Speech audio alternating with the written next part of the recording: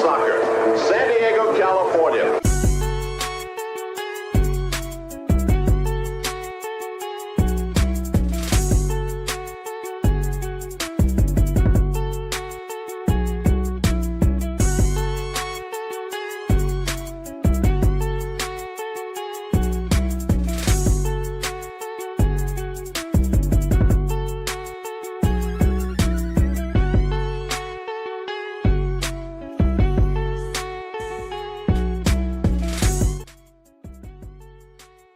Season's greetings and welcome to Two Balls and a Mic Live on a Monday, 3/10, the first episode of 2026. Abe is pumped. It is Mundial year, el año del Mundial. The year of the World Cup is finally upon us on the men's side. Women's next year, 2027 in Brazil, but for this year, 2026, SanDiego.Futbol will be full court press on the World Cup and the dream.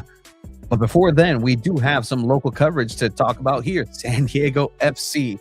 San Diego FC has been in transfer talks. They've been doing some moves, some in, some out, some things you may have missed. We'll catch everybody up where everybody is at. We haven't had a episode here since, I think, the 18th of December. Last week were the awards. Pretty dope. And on the other side of Snapdragon, well, not for you. You and Chief already talked about it. Kaylin Sheridan no longer. We had to do an emergency podcast. Man. That was some big news. Huge news.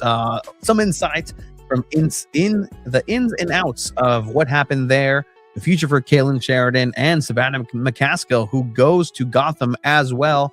San Diego Wave looking a little bit different in 2026 as well. We'll talk a little bit of, hey, San Diego Soccer's, they're out there. San Diego Soccer's doing it. 500, not exactly what everybody thought in an 18 league in the MASL. Big game against Empire Strikers. That was huge against Marco Fabian and Fabian and Fabian and Fabian and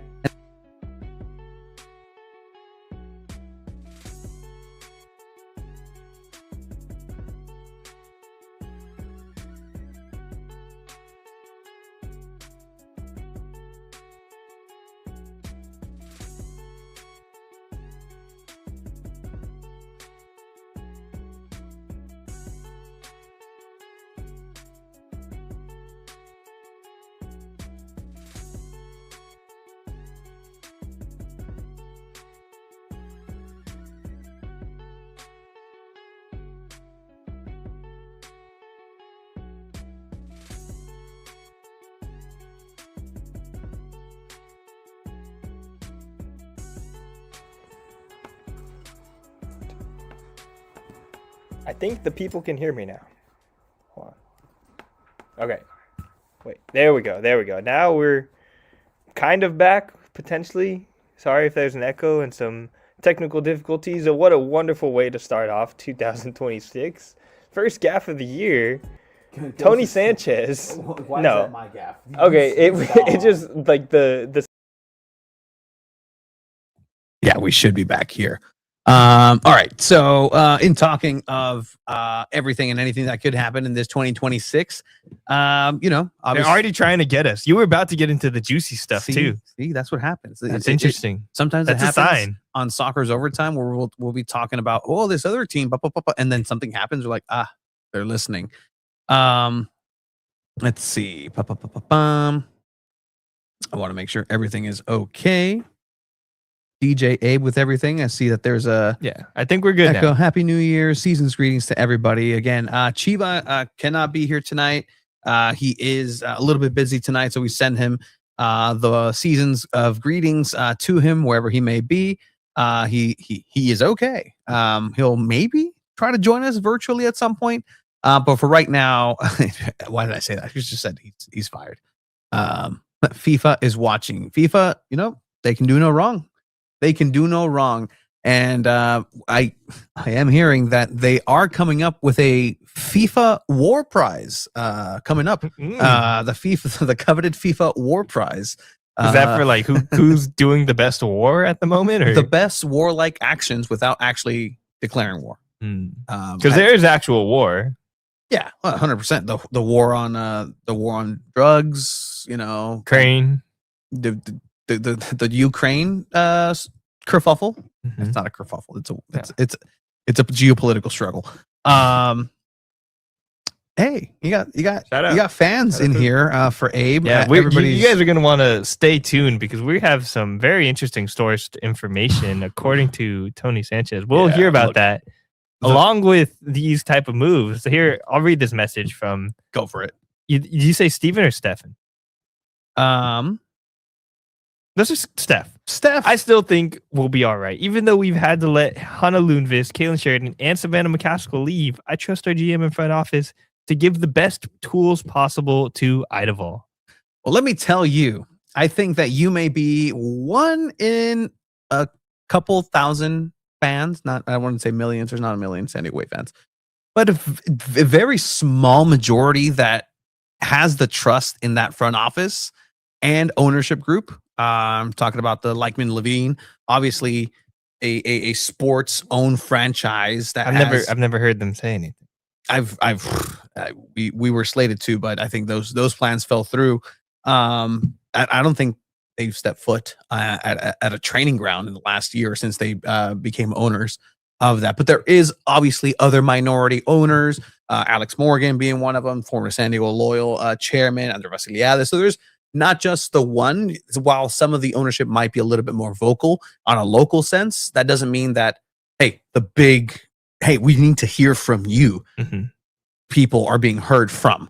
We'll get into San Diego Wave and all this drama. So, and I'll say drama because it is rather dramatic in what's been going on with San Diego Wave coming into this year and in this season. But yeah, I mean, good stuff. Welcome back this year.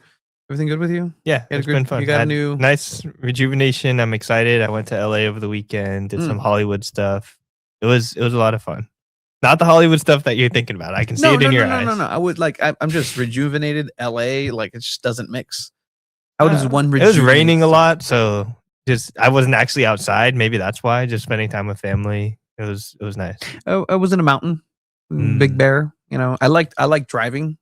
So really? That was I drove a lot from you're a big driver. Yes, from the last week and a half, 2 weeks. Drove from here to Big Bear, back, then from here to Mexicali, back, and then the day after from here to Oceanside, which is pretty much fucking Big Bear, and back.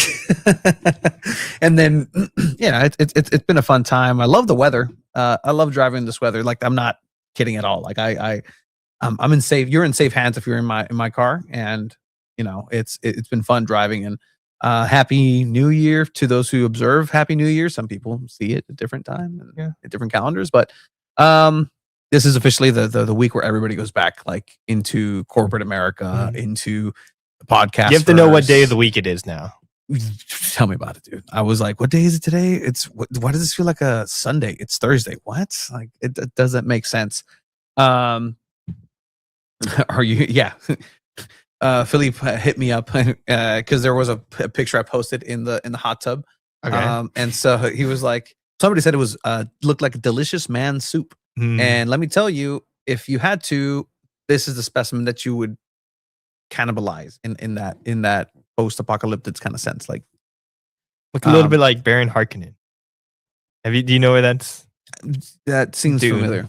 You should don't look it up. You'll get your feelings hurt. I'm sorry. No, it's fine. Like I've been called everything under the sun. He said it would look like I was rejuvenated like Ra's al Ghul. Ooh, I like a good old Batman reference. All right, very pertinent Batman. Yes, at all times. Yes, the Court of Owls. Sometimes yes. people think there's a Court of Owls here in San Diego. Would you believe that? Isn't there? I heard. See, I come back to San Diego and we're charging people for parking at Balboa Park. Like, what are we doing? That's been planned. We've all expected that. I've expected that. It's unfortunate, but we've expected it. No, so you're one of them. You're okay with it. No, I'm not okay with it. I'm not a San Diegan. Ooh. I'm a Chula Vistan. Ooh. Are you a San Diegan? Technically this is San Diego. Yeah, so you're a San Diegan. I pay my taxes. Mayor, whoever McFace is my mayor. And no, I know it's talking about it. In Jerry Sanders, we believe. I still have my. You're too young for this. I still have my Donna Fry for mayor. You know who Donna Fry is? No. Okay. Jerry Sanders won. Gray Davis, Governor Gray Davis, no recall, and then Arnold Schwarzenegger came in, and that's when he won the.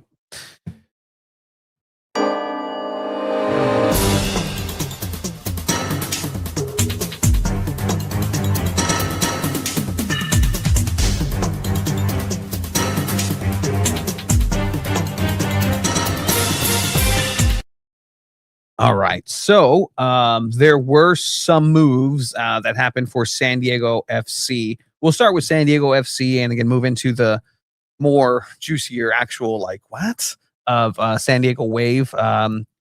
We'll be quick on San Diego FC. There's not much to truly speak about during this MLS offseason. I think there's some interesting MLS storylines, but as far as San Diego FC goes, I think the roster building truly hasn't completely gone into full swing, but at the same time it's going to look a lot different in the coming week. So right now this is just the little baby drops on what's happening so far, right?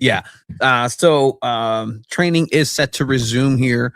I know the team, the front office, the muscle of San Diego FC and a professional team. I thought the players are the muscle. They're kind of like the brain, aren't they? In a way, with how big the sports thing is, I think I've come to think that they're just kind of the extras. That's just the sprinkles on top of the players of a massive just operation, and talking about the hard work of a comms of everybody who has a camera, who freelances, everybody who's the groundskeeping crew. All these people are the ones that are coming in first to prepare for whichever players are coming in, pack up the things of those who are leaving. Those were already packed up. We saw them pack up, starting with Luca de la Torre. The trash bags. Luca de la Torre, out skis. We knew that he was going to be out of San Diego FC pretty much before the season started. But Luca de la Torre does then go to Charlotte, still remaining in MLS. Did that register for you at all? It's kind of expected. It seemed like just from the chatter around him as a American player, probably wasn't going to get a lot of time back in Europe. So coming back to MLS makes sense. And it seemed like San Diego wasn't willing to put the number that he was probably asking for. And Charlotte's a team that could definitely use a midfielder of his caliber. So it's not very surprising. And then not a super large the GAM transfer.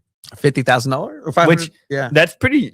I'm pretty sure that's that's pretty close to the minute, because technically they have to do something. So 50,000 is a really small number in the general scope of how much GAM and TAM are usually traded for. Let's see here. I can get the official. Yeah, excuse us, Jinx. You owe me a cough drop. San Diego FC announced that the club has received $50,000, which is a pit. That's less than a rookie salary. Yeah, in general allocation, money from Charlotte FC in exchange for the rights to first refusal to midfielder Luca de la Torre. Some of these terms that people are still learning, right? To first refusal, we saw this in the building of San Diego FC last year, where some of the players weren't claimed, some of the players just were exchanged for these funny vocabulary words. Essentially, Luca de la Torre, U.S. men's national team. Former U.S. men's national team, not going to be a part of. Could be. He's former, he's played on it, gone back and forth. So it's just probably on the outs right now, but wouldn't expect him in the World Cup as of this moment. I think Pochettino has seen enough, barring an injury. I think maybe that's what gets him in. I've been having this theory that the World Cup is going to expand the rosters because it was so hot for the Europeans in the Club World Cup, that for player safety, they're just going to expand the roster and say, hey, let's bring an extra 5-6 players for depth purposes.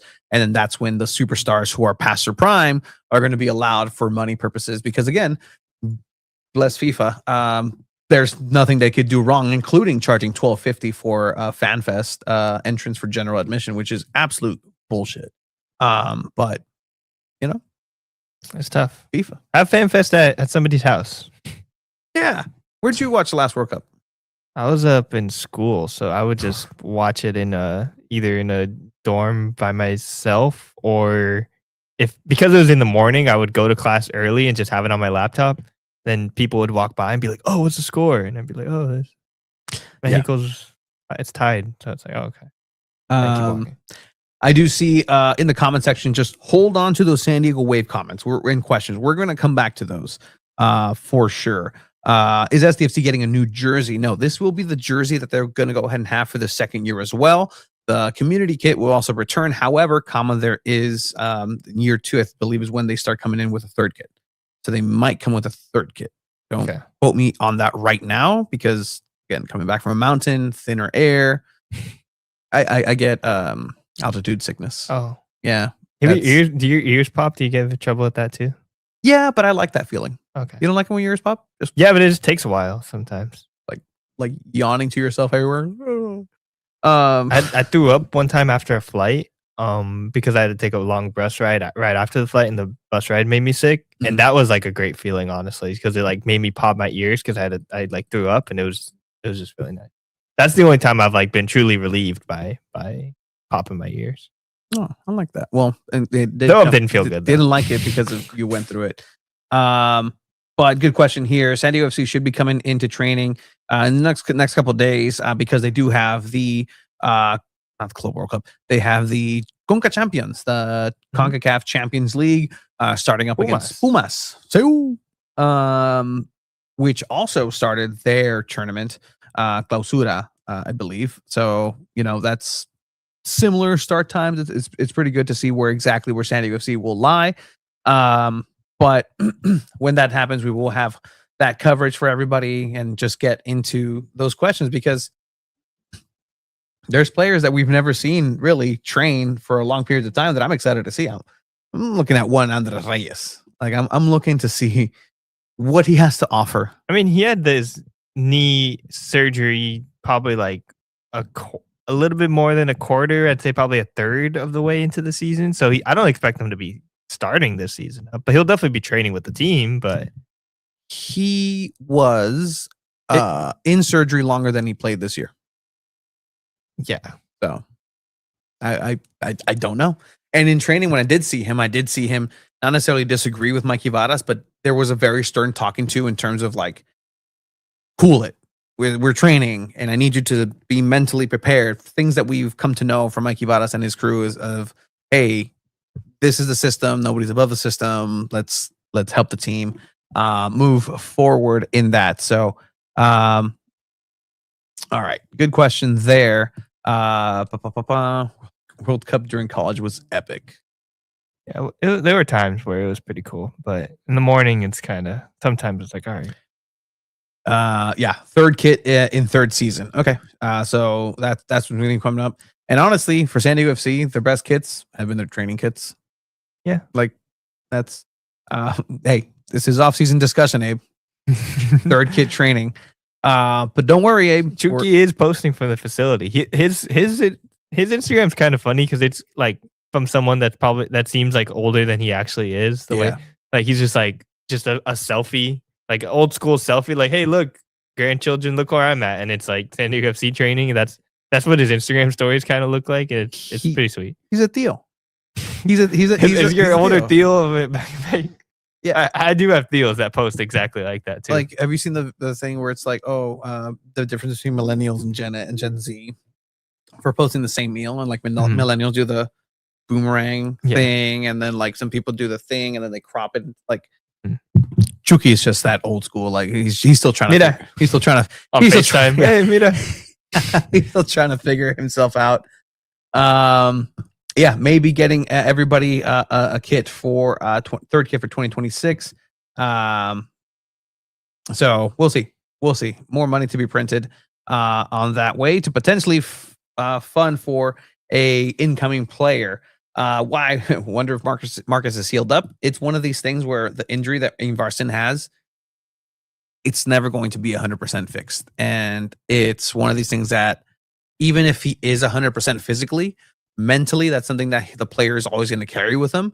And his new 100% is probably maybe like a 90% of what it was. And again, that depends on the player for sure. But look at Chucky Lozano, right? That's a lingering injury. That's something that comes up. You kind of expect it like clockwork. Hey, Chucky's going to be injured at some point. He's going to go ahead and extend that hamstring a little bit too much. and he's going to be out for a couple weeks. Like it happens with players across the board. Yeah, and with Marcus Ingvarsson, I think this fresh start's probably definitely a good thing for him, just because the fresh start last year was just for everyone. And he's like probably getting used to the new system, like slowly, like trying to like technically we were told that he was like teaching it to everybody, him and Jeppe having the experience with FC Nordsjælland, and now kind of having that weight probably lifted off your shoulders a little bit. Now he probably has the ability now to focus more on something like keeping his body right for the entirety of the season as well. I don't think they're all going to be like completely pushing to be super duper 100% for this CONCACAF tournament. I think they're going to be also thinking that they have a full MLS season ahead of them and a World Cup for many of these players. Well, we heard from sporting director Tyler Heaps that he's going to go out and make this squad much larger than it was. And they're going to look for depth. They're going to look for players because they have these additional tournaments. In case you missed it, there was a couple of announcements. Kieran Sargent, some depth over for Luca Bombino on the defensive side, looking to get some more young players back there. And also Lewis Morgan, the number 9, who came off an injury himself, not playing a lot last year with Red Bulls, but when he's on it, and he looks to be in a good position to contribute for San Diego FC positively. There were the 3 selections in the draft, first round, second round, third round, pick 28, 20, 58, and 76 in that order. Martin Luala, midfielder Remy Agunbiade, and Kyle Durham, looking to get a contract, as Esteban here points out in the comments. Let's see who gets a contract last year. Obviously, Manudua came in through this way. You had Sami Kanan, Ian Pilcher. Sammy just wasn't one of the players included out of USD, so he was sent back to college.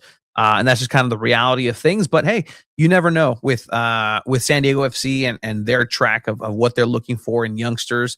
The unfortunate thing about some of these players in the draft and this mechanism for San Diego FC is that pretty soon, yeah, they're going to look for 1 or 2 players, but those are just going to be bargaining chips to send them elsewhere, because these players are potentially too old to be the young superstar or rising stars, because they're going to have their own homegrown.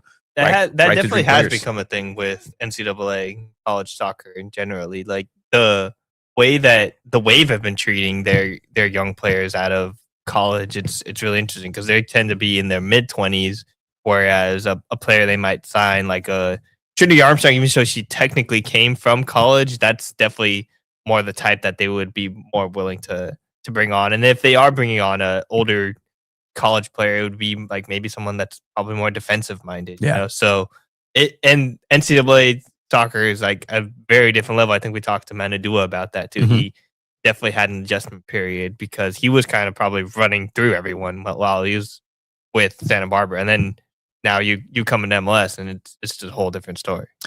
Do you miss that? Do you miss going out to training, talking to the players? Sometimes. Like, have you gotten to that point where I'm just like, I got it, dude. I'm like, huh. Like I kind of miss that hustle and bustle of talking to the players, the post match scrum, and I miss the games. I think everybody's starting to miss the games. Like I miss the games. Yeah, It's because there's always a different story. The games, even though they kind of have the same like bones as far as they're pressing, high pressing. Here we go. Offense, they're waiting. Here comes something. On your dryer, boom, whoa. And then that's the general bones, but there's always something different to ask Mikey Vadas and a different player that we get to talk to. So I kind of miss that a little bit. And then just the general being able to see so many like random people that you don't usually see. It's pretty fun. Oh, so you love the keeper of the flow stuff? Sometimes, yeah. Yeah, sometimes I miss it too. The poems that they were doing all the playoff games, it was the same poem, but still doing a poem like pre-match is just that's confident and cool mellow. And like it's mellow, but also it's just like, hey man, we're freaking SanDiego. We're gonna do a poem before this, and everyone's gonna get a little bit quiet to listen, and then everyone's just gonna get really, really fired up. It's pretty cool. Sorry, just the word poems always brings me back to. No, poems no less. Poems, everybody. You ever watch that? Oh, Pink Floyd, The Wall. It's dude, Pink Floyd. I like Pink Floyd generally, but and very casually, obviously. I would if you have some time, Okay. I'd watch it because it's a rock opera. So it Mm. goes with the soundtrack of the album The Wall. So all those sound, the helicopter, we don't need no it's essentially a Part music of the movie, video okay. movie. Poems, everybody. 30. The number of players that the MLS team can roster is 30. For that. So and here's the thing, another thing where SanDiego FC might be lacking a little bit. There's no SDFC 2 to send these players to. Like that mechanic doesn't exist. There's not a MLS Next team officially for SanDiego FC. So there's not like, okay, let's go ahead and have these players. Let's have these drafted college players, hold them, and then see what they have in the MLS Next Pro or whatever the mechanic. They're trying is. to build the depth for the team itself. Mm-hmm. So to even think about like an MLS 2 right now would be pretty tough. I think maybe we might see something closer to that when the right to dream players start to get to that age where they're able to play at an MLS 2 style, right? Yeah. And again, time's ticking because they have these kids that are coming up. Eidevall Godoy's kid, right? Like everybody who you're seeing in the right to dream social media, like these teams are going, they're active. They've played a couple of games actually, and I think they're 500 in the matches that they've played against other teams. The SanDiego FC Youth Academy. But again, that's for the future. That's what's coming. All right. Couple of quote rumors that are around SanDiego FC for now. Today's latest rumor coming out of Norway. I have it here. No, I don't. And it's a pretty reliable source where I do remember, who was it that was announced this way? Might have been Anders Dreyer. Yeah, sorry. No, I was. Oh, yeah, did I have it? Yeah, it's like go to the notifications and I think you'll be able to the tweet that you did. Yeah. Yes. Of course. There we do. We share this. All right. So it is reported from Farzam Abul Hesseini. Brave of me to try that. SanDiego FC, this is translated with AI, will make Danish profile richer when Osvald Soe soon undergoes a medical check and puts his signature on a contract for summer 2029. So that's 3-year contract plus the option to extend with the MLS club, essentially SanDiego FC. And so this would add, it's a defender, Danish defender. They do love their Danes. This is what SanDiego FC will start to do. Like this is your, chugging forward. This is the type of player that they're going to go ahead and get to build a team and then add those pieces of DP player, designated player here, a superstar here, a veteran there. But this is going to be the core for SanDiego FC moving forward. Yeah, especially when you consider the Right to Dream scouting network that's already exists in Denmark.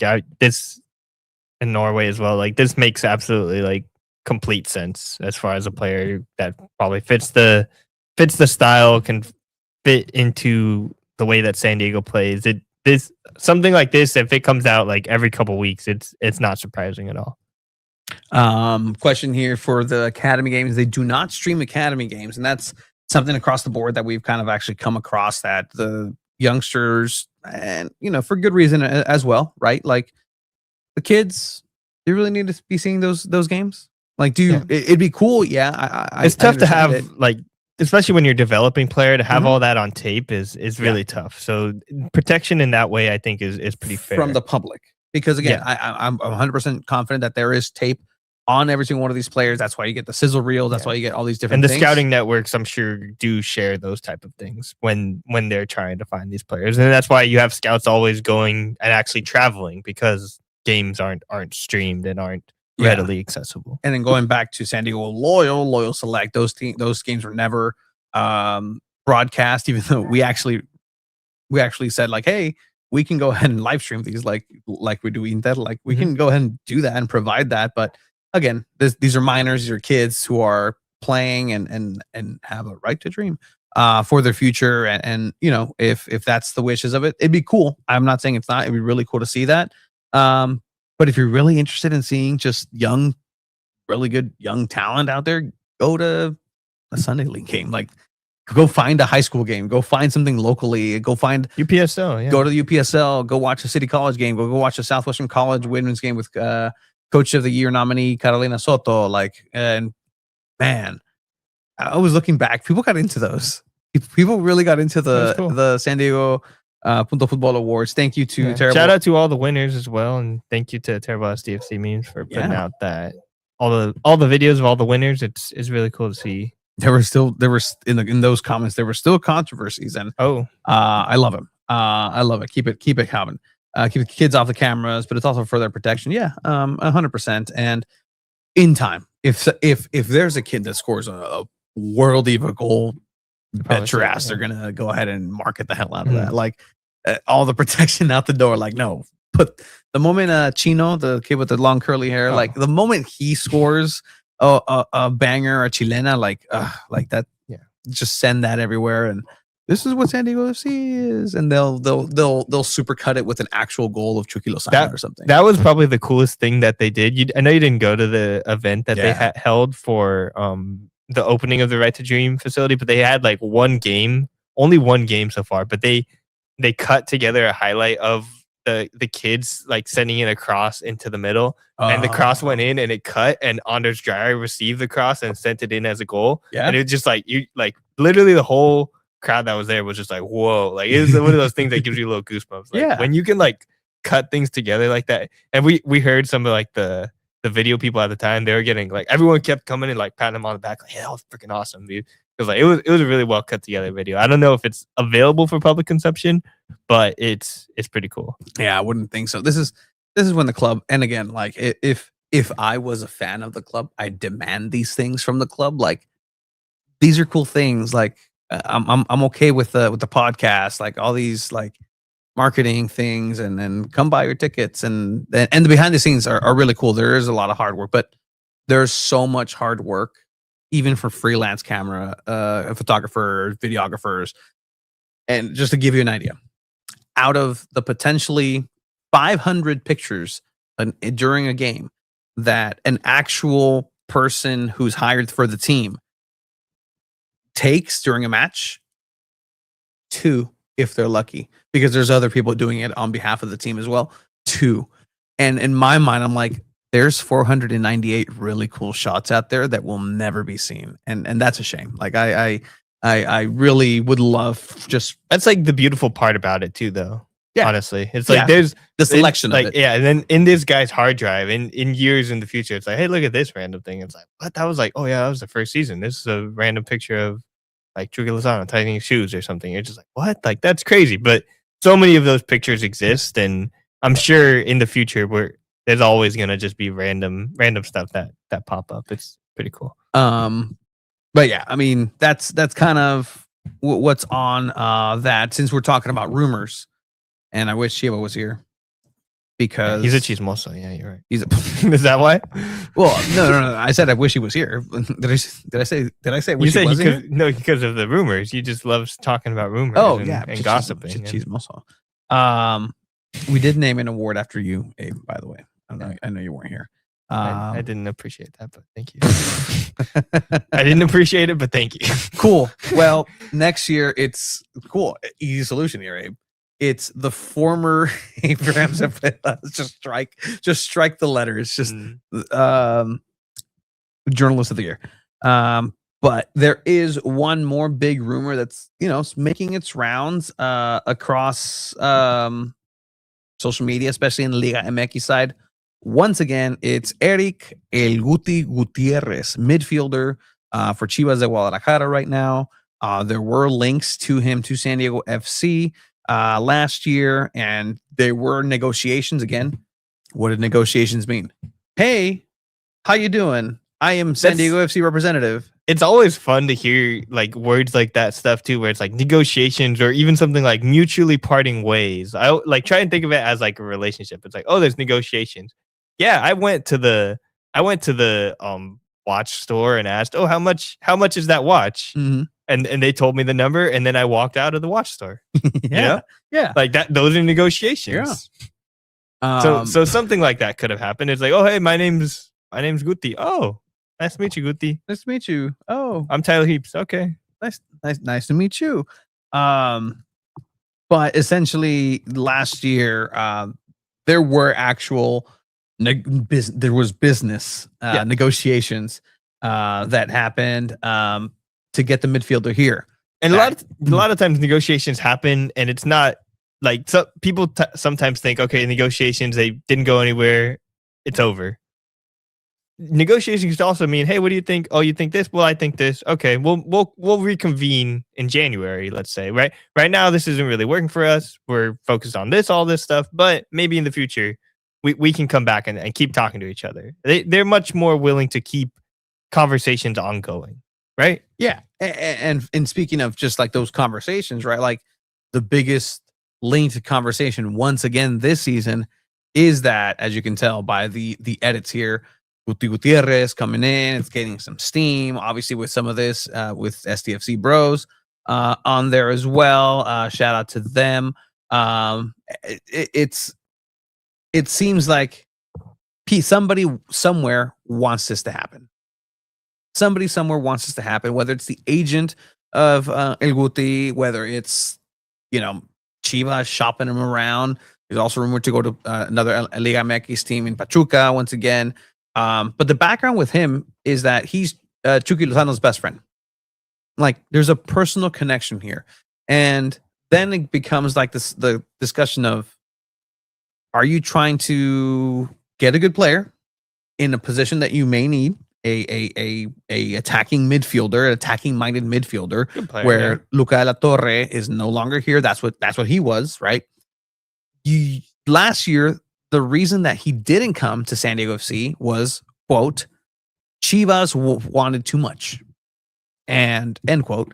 And even a in passing conversation that I had with the player of like, hey, so like, ¿se hizo? ¿No se hizo? ¿Qué pasó? Like, what happened with that?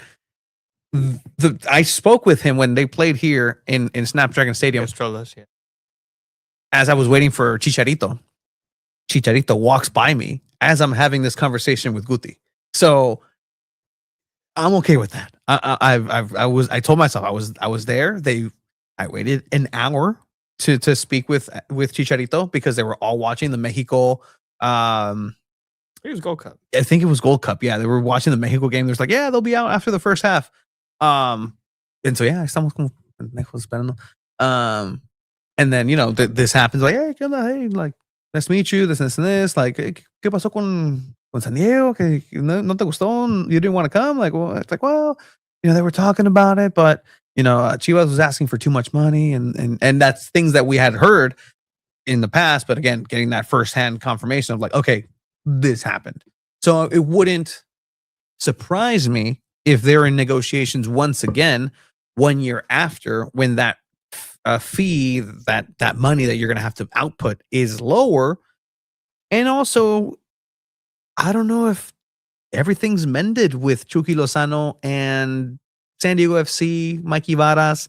So if you're San Diego FC, you have this opportunity, you have this hole in the midfield, you have a chance to bring a replacement for a U.S. men's national team player. Here is a potential Mexican National League player to replace him, and he's going to be Chucky's best friend. Yeah.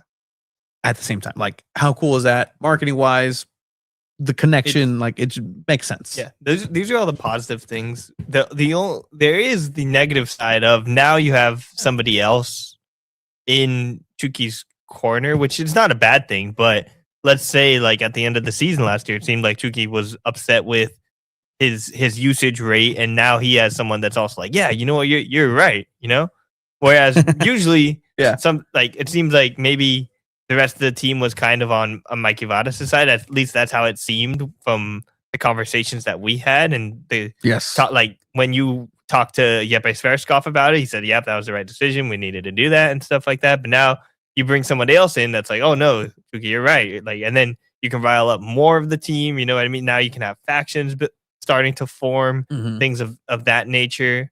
I think ultimately though, it seems like all of that stuff is in the past. I don't think it's going to be too much of an issue going forward. I think Guti would probably be a solid addition to the midfield. How much would you think he would make? He's not a designated player level, right? Like, but also he's enough that it would be like kind of cutting it close, right? Yeah, it would be cutting it close, but there is some negotiation that can happen on the back end, and you can offload some. Please forgive me, Dimitri. Please forgive me. That's the Alex from Chromatics, who are much well versed in the gamut and TAMs. I believe the TAM is where that chunk of money would come, and they like as a signing bonus. Yes, right? so they would offload some of that potentially with some loans of the players that you have already here. From what I understand, Tomas Angel is a player that may be circled to be loaned. Because again, if that happens, and this was actually information from Alex, that if this move for the Danish player does come to fruition very soon, then it would mean that for SanDiego FC, you have another spot for the under 21s taken from him because that player's a 20-year-old. Maybe you move somebody else who's in that program out, make some maneuvers, you make some space for Eric to come in, and you save yourself a DP slot. Again, Oswald. That's a dope name. Oswald. Question here, is Guti a big deal in Chivas? I don't follow Liga MX, so I'm curious of your point of view of his game. Was not a superstar, an average player, an average good player. Average good player, as not like average in terms of like average Liga MX player, but kind of almost knocking on the door of the Selección. Like he's been there before, you could see glimpses of it, but not enough to make you think like, oh man, he's right there about to get called up. Like maybe not there, but there are moments where you're like, oh dang, this is a pretty good player. Yeah, like there's flashes of world class. Yeah, and I think that's what's hard about being world class, is the consistency of it. That's what makes you world class. But very, very good point. Being able to do that over and over again, well, that's left to be seen. I saw some world class stuff from Moni Valakari. Sometimes I saw some world class things from Mano Dua. Like these players, but to be at that levels, to be able to replicate that over and over again. Remember the Kevin De Bruyne rumors? Remember the Mo Salah rumors? Yeah, I mean, when you are a team ready to spend, yes, being Guti being a friend of Chucky might help him stay calm and reasonable. Yeah, but it also, again, like you said, might be that the devil on the shoulder of like, really gonna let him say that? Want to say that about you? Like we were, you're not starting Pachuca. Oh, okay. I thought you wanted to be in Selección, Chucky. No, it's okay. I thought that's what I was here for, to help you be in Selección. But if not, it's fine. Like I'll enjoy my time here. And your best friends do that sometimes. Like they're able to talk shit to you that way. If he's good enough for PSV, he's good enough for me. Yeah, I mean, but again, he's not at PSV. He's not at PSV. But they wanted him at some point. At some point, most of Mexico's stars are wanted by a European team, and then again, the consistency aspect, right? Even those who go over, it's hard for them to be consistent.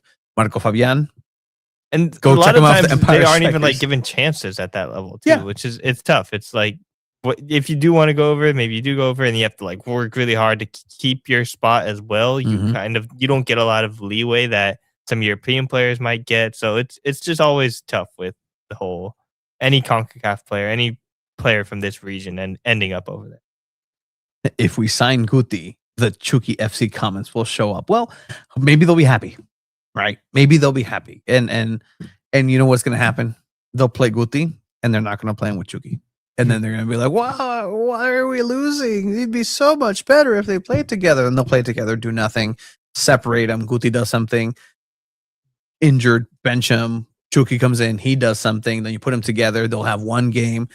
Like, this is how soccer goes from here on out. But question is, which of all the players you named help us beat the Whitecaps and Miami? Well, Miami got Dane St. Clair, so Yeah, and Whitecaps are losing players too. They lost Ali Ahmed, who was probably like one of the best players for Vancouver in their Western Conference Championship winning game here at Snapchat, right?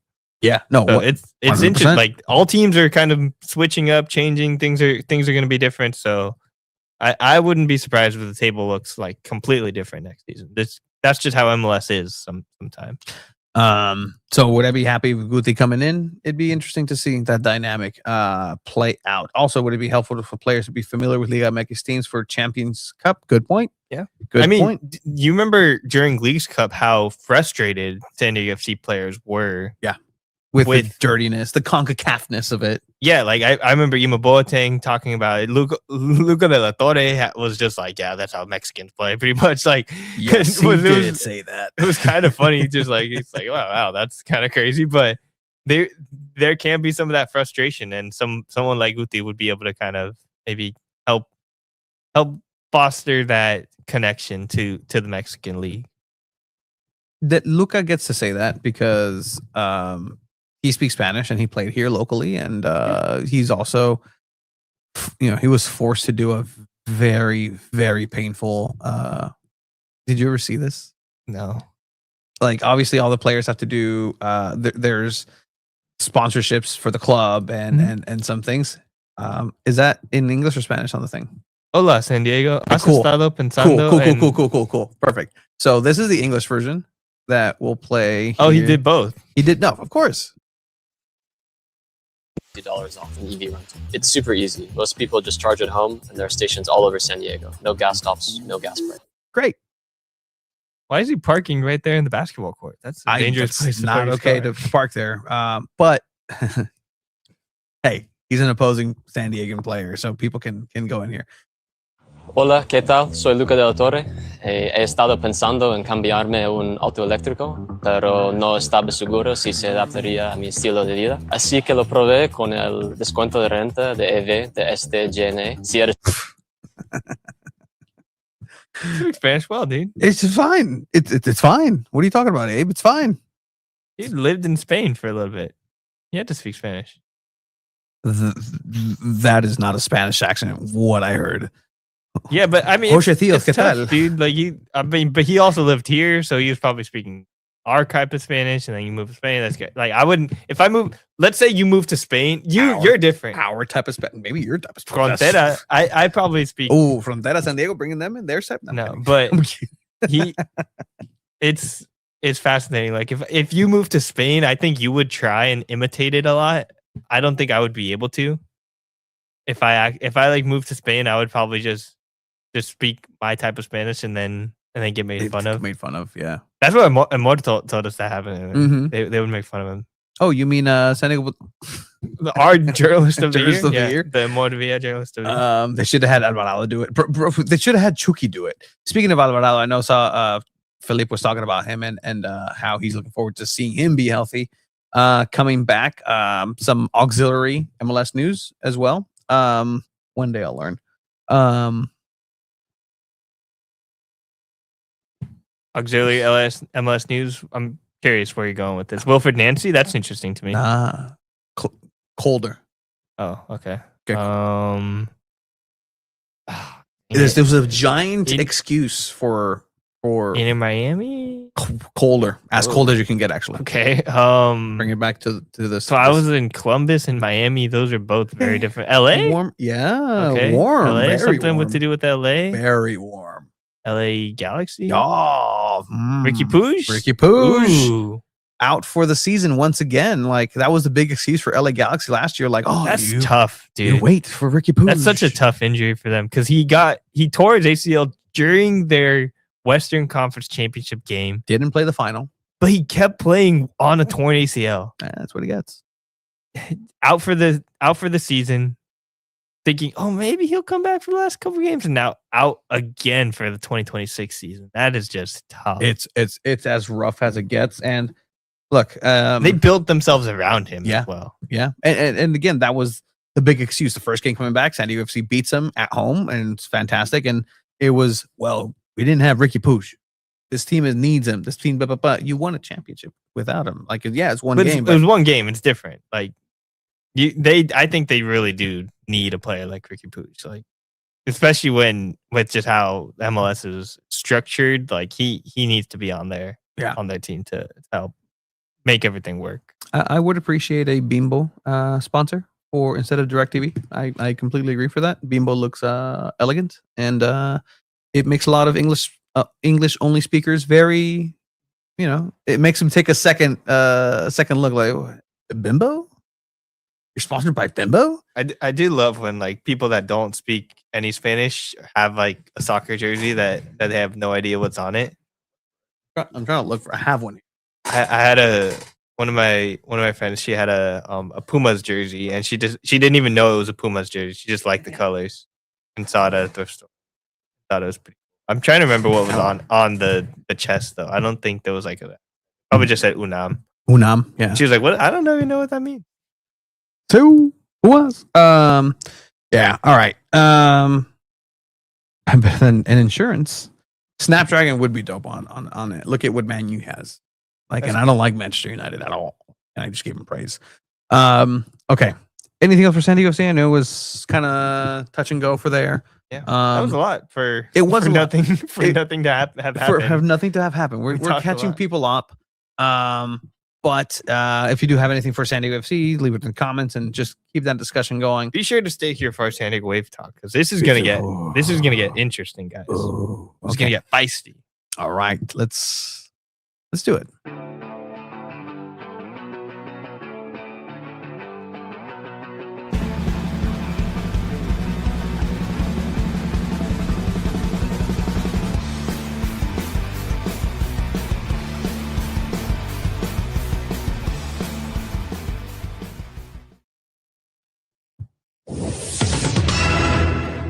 Okay, again, it's not break for you. Caitlin Sheridan is no longer in the team. The face of the franchise, the captain of the team, SanDiego Waves, Canadian Caitlin. There was a joke that we were talking with Craig. I was talking with Craig, and and he was like, "Wouldn't it be weird if she comes in and as an away team and." She does a save, and then I just go rogue and say, Caitlin Sheridan. Like, she's the type of player that would honestly deserve that. Probably get cheers if she saves a penalty against the Wave because of how loved she is.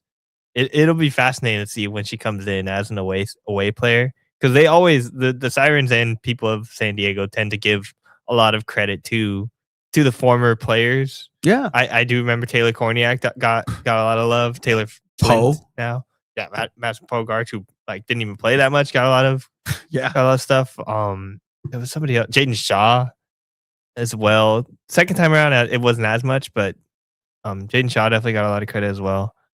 There's somebody else too. I'm trying to remember. Kristen Westfall, I think. I believe it. She's the one that got married, right? Yeah, with Paul. Yeah, okay. See, this is what interesting thing about NWSL.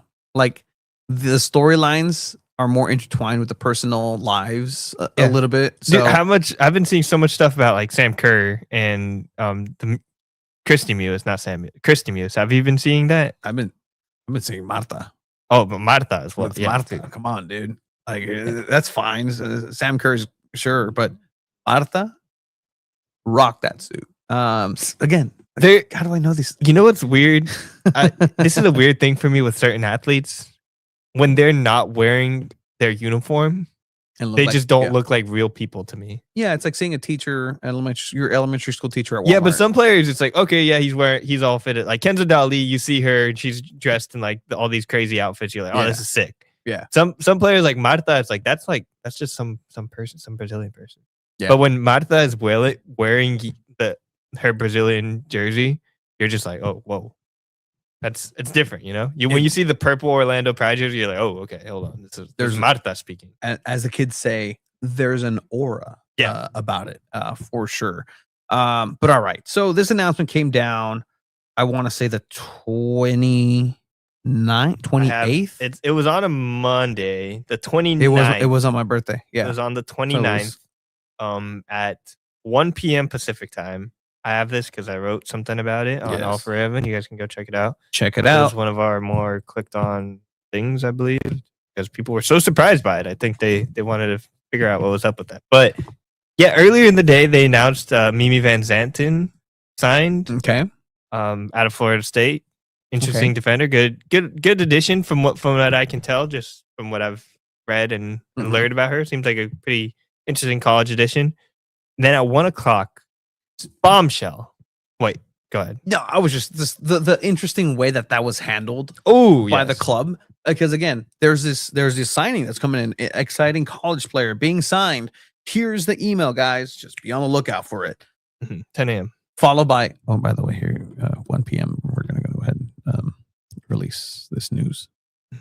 Embargoed information, which happens in reporting. But it's just so funny the fact that like I know how that.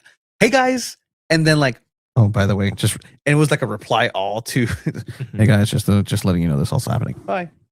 And it's the most Friday at 6 p.m. It's before New Year's. It's Monday. Everyone's mostly probably off, or if they are working, they're gonna have 30th and 31st off.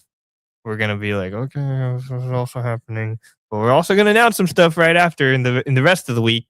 Leah Godfrey, Melanie Martinez, Nia Harris, Savannah McCaskill. Oh wait, well that was later, but yeah, yes, that. So Savannah McCaskill was traded. But we got Nia Harris again. Woo. Okay.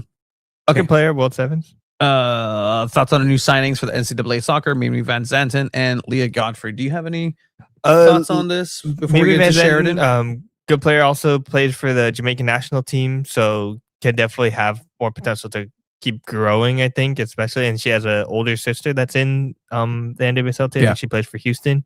So talent in her blood. I'm sure she'll be a solid player. Don't know about consistent starter to start out, but maybe she can work her way into that level. Leah Godfrey, really good signing. I think that's somebody that's been in the U.S. youth national team levels and kind of been circled by a lot of NWSL teams. So this is, but then she had a knee injury. They don't call them ACL injuries anymore. They're probably knee ACL injuries, but she had a knee injury in 2023, I think. So she played 2024 and 5. No, maybe it was 2024. I don't know. She had a knee injury, but now she's going to be here, and she had a pretty solid season in her last season at Virginia. But she's already got the level shown at the U.S. youth national team level. She's like been. I think I like was Googling like when she first started. I think she was like one of the youngest players to play back like when she was like 14 with like the U16s, and then I was looking like U17. She's played with like Kennedy Wesley for like basically the whole time she's been at the youth national team level. So there's a little connection there. So I'm sure someone like Kennedy Wesley is like, oh, that's a great signing, you know. So there's a lot of potential in the Leah Godfrey signing, especially. I think that's the one that people are going to be really excited about, especially as midfielder, because she's going to be replacing somebody probably like a Savannah McCaskill. Speaking of Savannah McCaskill, a loss. I would say a loss for SanDiego Wave team that, you know, you look at what's the direction, you know, with SanDiego FC, you look at what direction are they going? It's clear. Danish player base and young players that we can get them, and then just sprinkle in some DPs. That's going to be their direction, their modus operandi. SanDiego Wave. Savannah McCaskill technically on the season ending injury list. Correct. So we're not sure when she's going to be coming back from that next year, but I think she'll probably be playing next season. She'll probably start on the injury list, but she'll probably come back. But this announcement's interesting too in comparison to the Kaylin Sheridan announcement, because Kaylin Sheridan, the team mutually agreed to part ways. Correct. Savannah McCaskill requested a move. Correct. According to their statement. Is that right? Yes, that is correct. And with that, you know, like this is gonna start this discussion of where SanDiego Wave is as a team, as a professional sports team, the perception, where perception is reality, and whenever the reality does turn out to be the perception, it's kind of like, okay, nobody's surprised here. There's been a muck happening around this team where there's a lot of things going back to the Jill Ellis days and how Casey Stoney was handled, and Obviously, what happened with the front office employees and the litigation that followed through there, like It's still ongoing. it's still ongoing. There's been this malaise around San Diego Wave that they have not been able to get themselves out of. Ron Burkle owns it. He has stuff, and right now he's looking like a phenomenal sports business genius by turning this franchise over to the Leichman Levine family. Here you go. They're kind of like, okay, where's Jill Ellis with this? There was litigation, with between that Jill Ellis and the new ownership. Yeah, Jill Ellis is suing them because I think she thinks she owed certain money, which is it's confusing. Yeah. And not probably going to be a settlement at some point. So And we'll so- probably never know the truth. We'll never know. We're too poor to know. But again, this is all off the field stuff. Yeah. On the field stuff is unfortunately similar in the dysfunction that's been happening. Savannah McCaskill requesting not wanting to be here. Reports are she wasn't happy with the way that her injuries were handled going into even the playoff situations. And that's unfortunate. She did not like being here in San Diego. And Savannah McCaskill. And so that's why she requested to not be part of the squad moving forward. Gets traded to a relatively decent team in Gotham. So all the best to her. But this is a player that was giving you her all. 110% of her being out there. Potentially, and this is The point where she got injured. Yeah. got injured and was still going because her injury happened earlier than the timeline where she was shelved. And so why didn't the medical team move in and say, hey, stop, she can't play? Or the medical team did say, hey, this player shouldn't be playing. And maybe GMs, soccer ops, somebody decided we need to win at all costs, redline her. Yeah. Redline her, lost her for the season.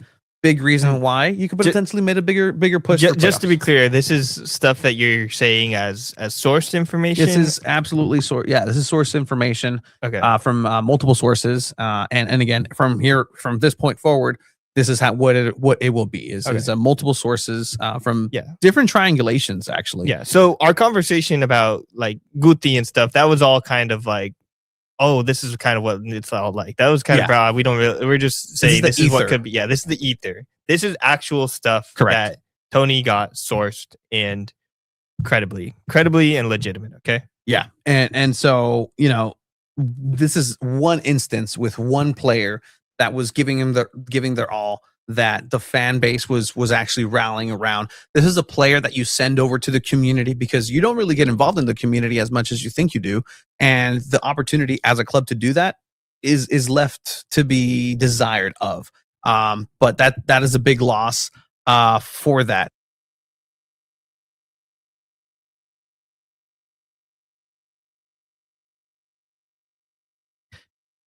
Then, the Portland game happens. Mm-hmm. Playoff game. Sav is still injured. The source information was that in this flight up there, she's still injured. There are still protocols to follow for an injured player, for their player safety. I would think that I want the player who I'm paying for to have the best chance to be healthy, recover positively.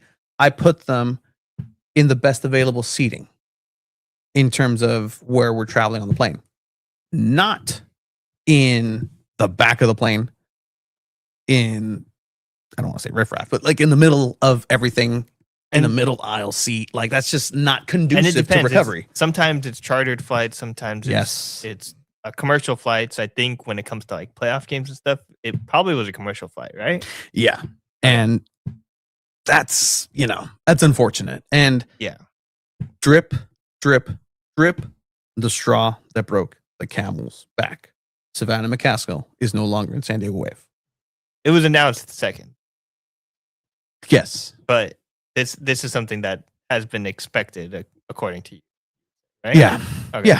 Yeah. I wouldn't, if just on the outside, like obviously we cover this team, but I wouldn't have expected a move like this just because of how important she is to the midfield. But we also see things like, hey, the Wave players from the Wave ask out because of how they're being treated or just things that they generally feel. We saw that with Jaden Shaw. We saw that with Taylor Flint. We saw that with Naomi Girma.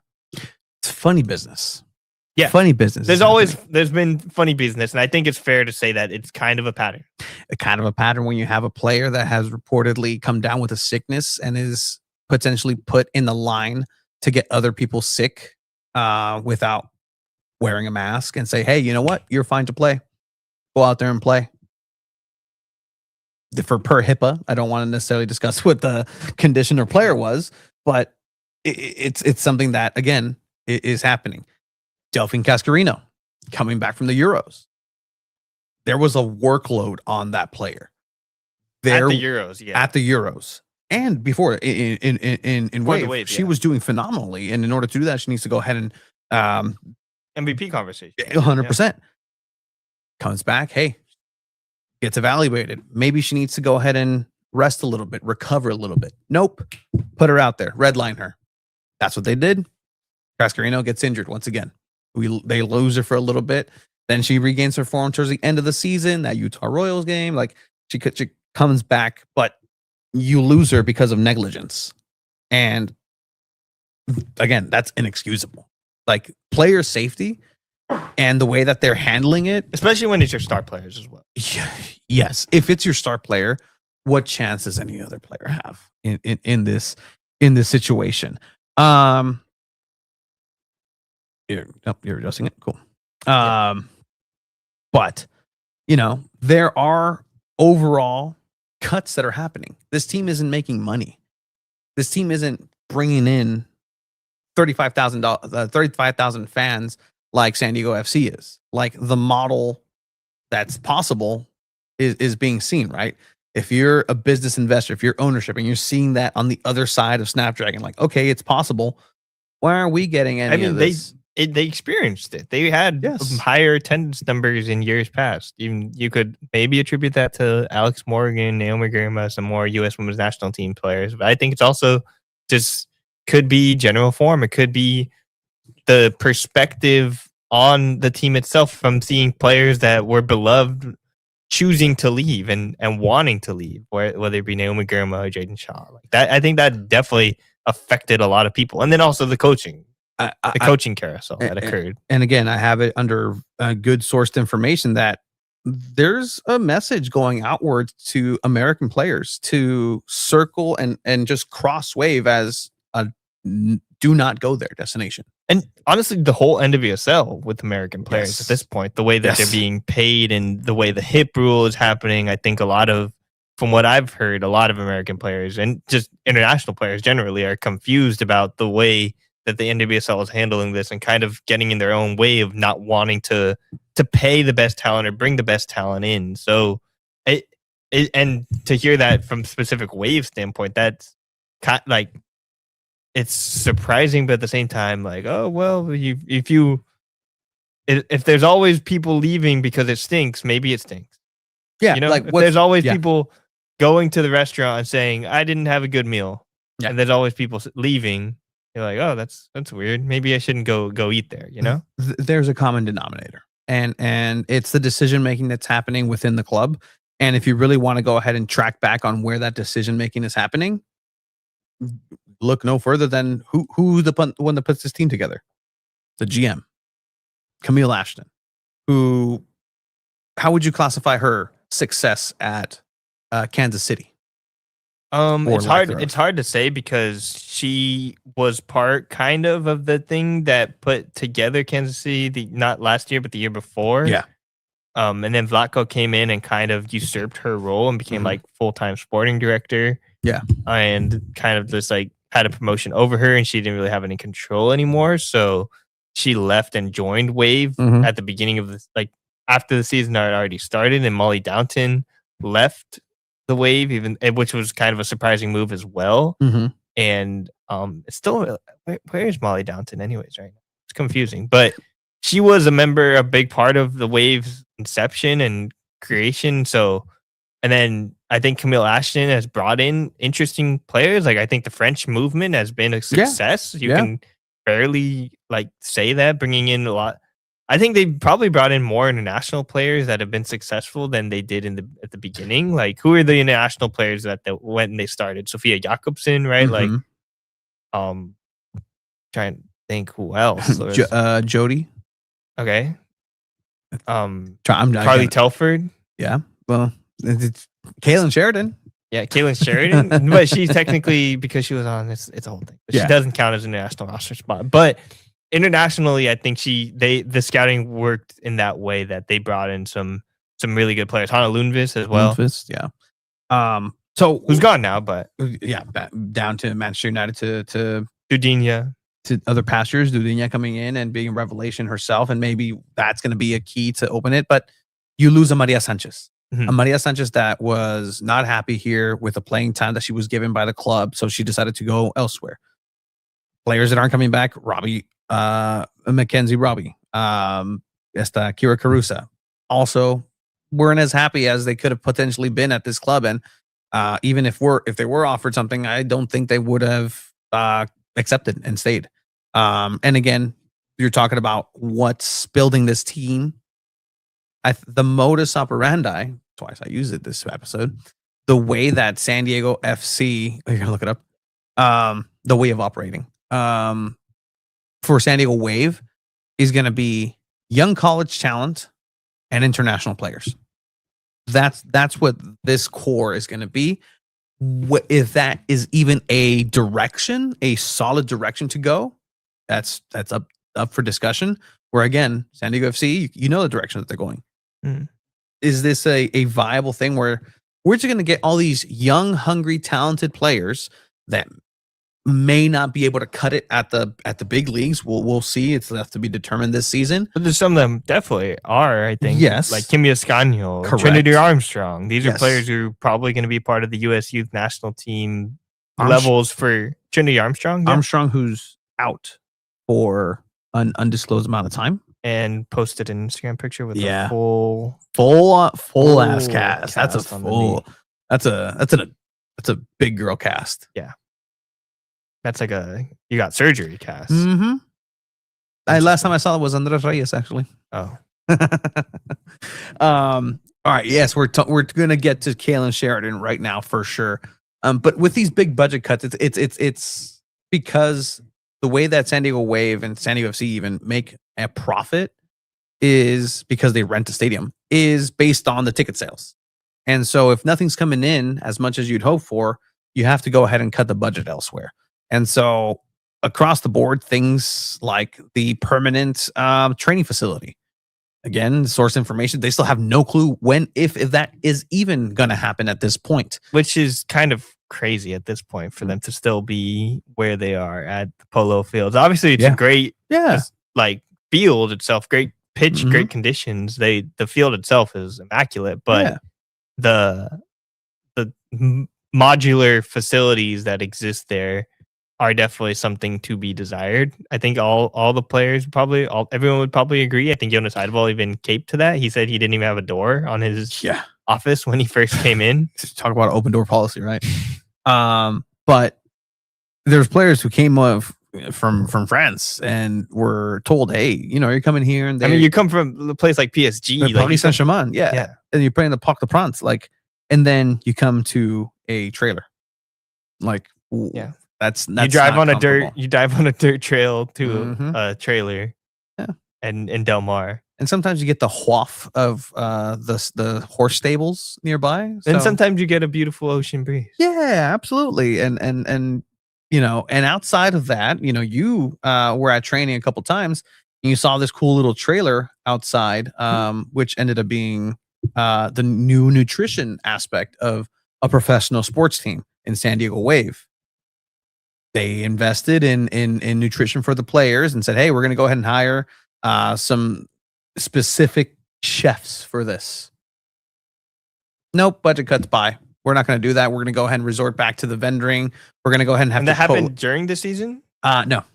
It's going to happen leading into this season, into this next season. So these are some of the budget cuts that are happening internally to save money, to be a little bit more frugal and smart, but those are not signs of a healthy club. And I think A that club that has a Mhm. true like vision as far as building something truly permanent and Mhm. strong, and has a well formed base, especially when you compare it to something like what's happening in Kansas City, where they build their whole own facilities, they built their Whole whole ass own stadium. stadium. Yeah.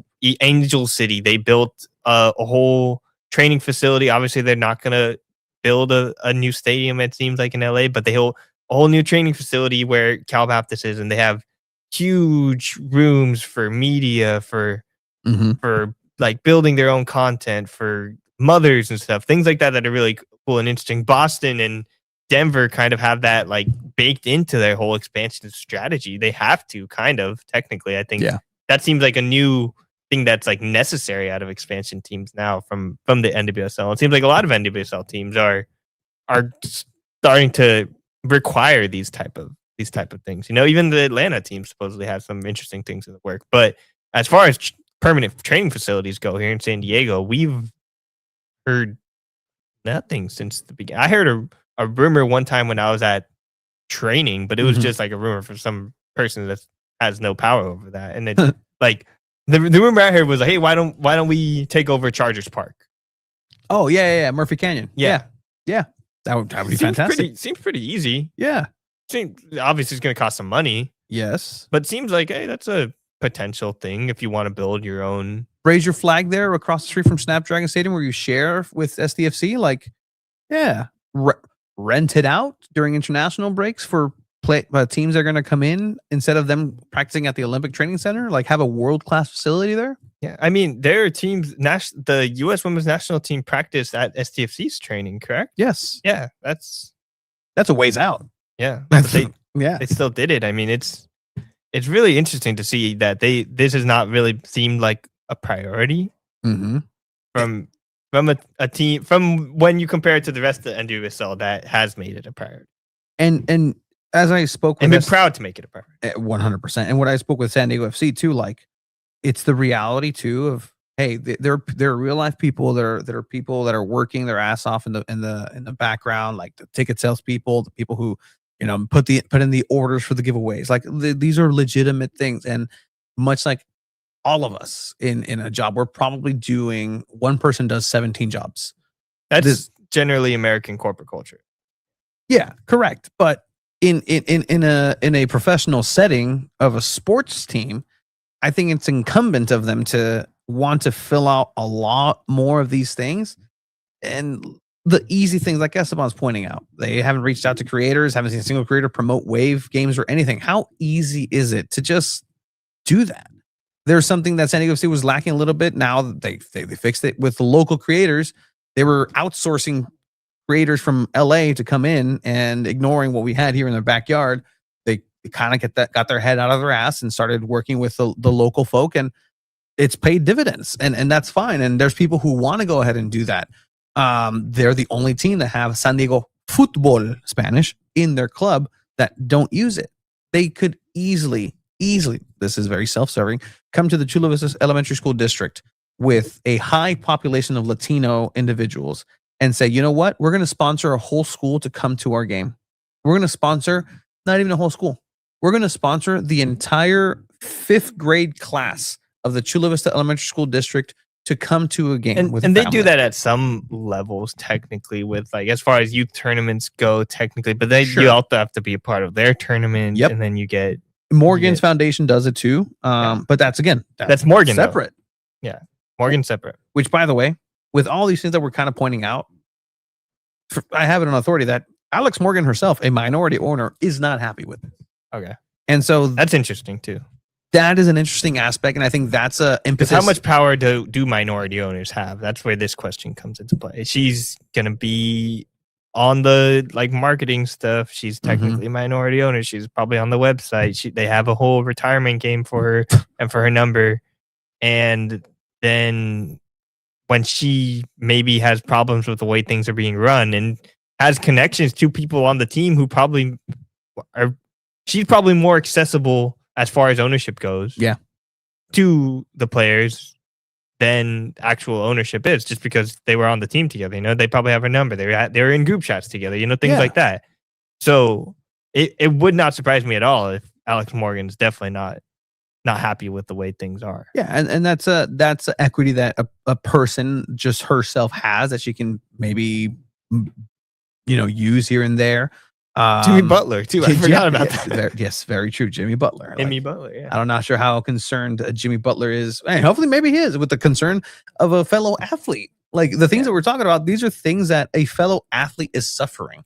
Like if this happened in the NBA. I mean, Jimmy Butler is the main person that when he wants out, he gets out. So it sounds like all these players to the Jimmy Butler Academy. Hey Jimmy, how do I do this? Well, you gotta ask. But then they're gonna say it's mutual. Well, we'll get to that. Okay.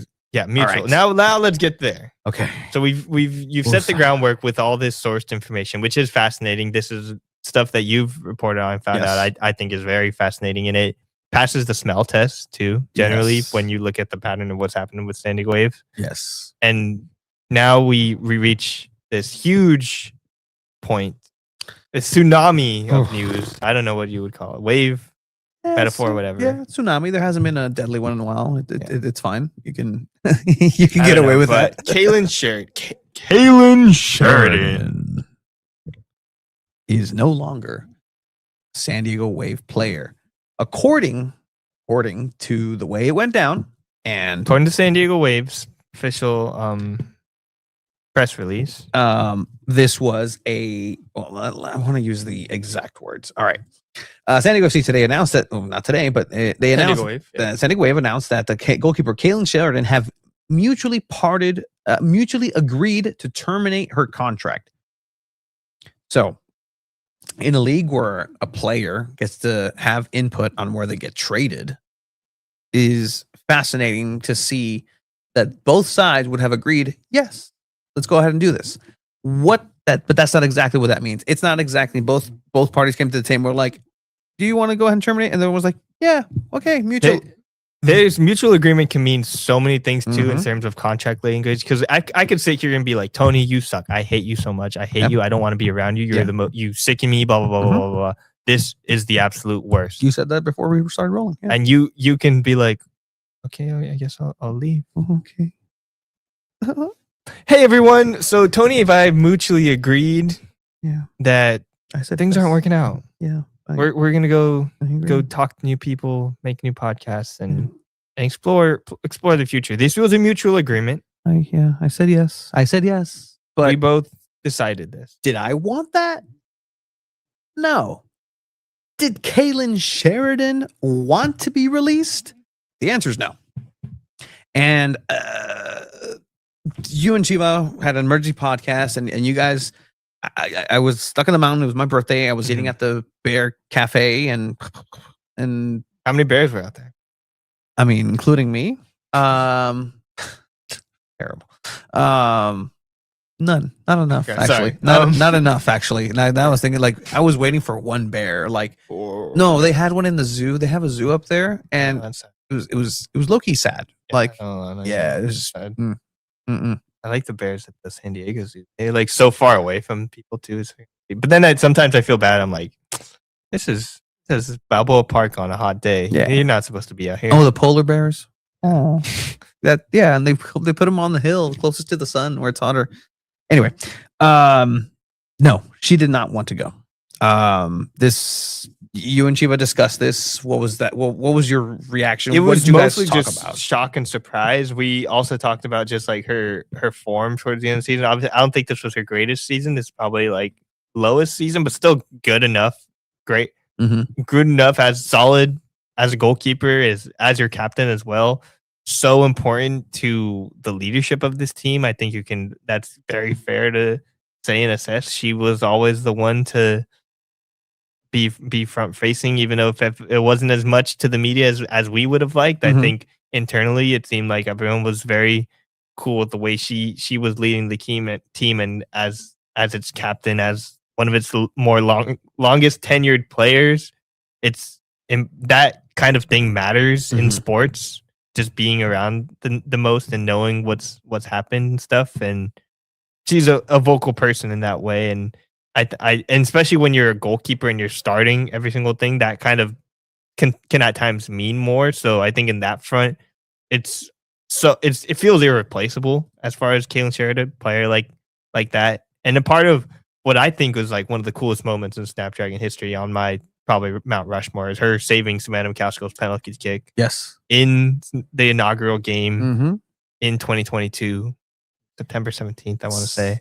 Yeah. Second loudest I've ever heard Snapdragon. Yeah. San It was Diego FC one for playoff what? game. Yeah, but maybe Shakira, we don't know. They gotta let us in for that so we could determine. SanDiego.Futbol's the Snapdragon event of the year. But no, it was just that's something I'm always going to remember in San Diego sports history, and I think she's now ingrained at San Diego sports history forever because she's been one of the faces of the club alongside Alex Morgan. Like she, in a lot of those early press conferences in 2022, she was up there. You know, like she got a red card. She was crying on the side of the field during games at Torero Stadium. Like you could tell her heart was with this team in San Diego, and it seems like it's tough for a lot of people to see her leave. It really is, and you start to look at, okay, did she want to go?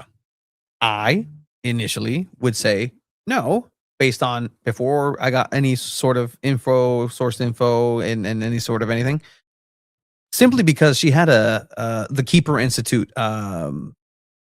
event and stuff. They would have events and still does here on January 10th on Saturday, which will be very fascinating. We're going to Monster Jam. Sorry. Oh, you're gonna watch the destruction of Snapdragon's Field? Just yeah, fuck it up. I can see you with a pennant with a Snapdragon Field on it, like just the field. No, don't drive. Just like protesting. Hey, with a Save with the pitch. with a straw helmet with juice boxes. Oh. I'm just hold a sign that says "Never forget," and it's the guy squeeging the water. Do they allow that? I kind of want to make that for you. All right, but yeah, the Keeper Institute. Obviously, she just had a child, and you know that's something that is a big life decision to make. Did you see? Because it made it rounds. Kaylin's wife's post. Yeah, I did. I think I saw it on Blue Sky. But it was on Instagram. She posted on Instagram. It's very emotional. Yeah. I mean, a lot of people see them as like a strong power couple here in the city, and she's always been pretty active and like with the Sirens as well, I believe, right? Like she's a lot of times in the things with them. She would take pictures with them, even like when they had their big like Caitlin Sheridan. They had a freaking Caitlin. How many goalkeepers get that where everyone shows up in your kit? Not a lot. And everyone's wearing your orange kit. And even with how hard it is to even buy a goalkeeper's kit. Yes. And I remember she was her partner was in the stands and also there with the fans while they were wearing her kit. But yeah, and it seems like from that post that Kaylin's wife posted on Instagram that they were taken by surprise. That this was not something that they were looking forward. They were looking forward to really rooting themselves in the city. I mean, yeah, when you think about like your lease and stuff like that. Yeah. Like these are things that just, you know, in the sports world, it's visceral. Yeah. I mean, you have all your kids' doctors here, stuff like that, especially when you have like such a young child as well. The like, puppy's vet. Yeah. Like, again, like, the puppy from the animal pad, which is like, that's a whole, like, she's been such a big part of the community in that way. That's kind of crazy when you think about it. I think about that video that Ryan made with her. Do you remember that when like it was like a whole like vlog, day in the life type of vlog, and it's just like such a real person, you know? Yeah. It's crazy, man. So from multiple sources, it just kind of comes down to the fact that Caitlin Sheridan was not factored into the plans for 2026. Period. And it's professional sports. Yeah. And again, we can feel the way that we want to feel with that, however we want. But from what my understanding is that they, I think even Dom said this as well Mhm. in her post as well. This happens in professional sports. Yeah. Even if you're the star face of the team, Mhm. this can happen to you. And I think the message was, and again, if you really want to track back to who's making these decisions, you can pretty much find out exactly where these words were or messages are coming from. The message was, we're looking to replace you with somebody that's younger and cheaper. And that happens to goalkeepers across soccer, and it's unfortunate. And The- it's really tough to see, especially in a salary cap Mhm. sport. This is not surprising at all.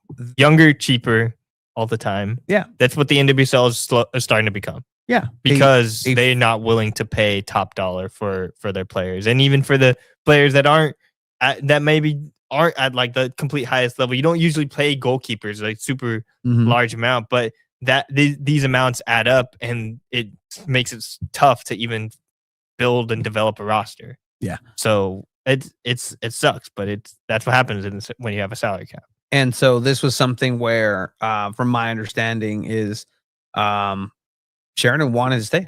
Like, she wanted to compete. She said, like, I want to go ahead and play for this. I want to go ahead and do this. And that was not an option. That And it's was one thing extended. for you to say, like, hey, we're bringing a new goalkeeper. Mhm. We're going to have a competition.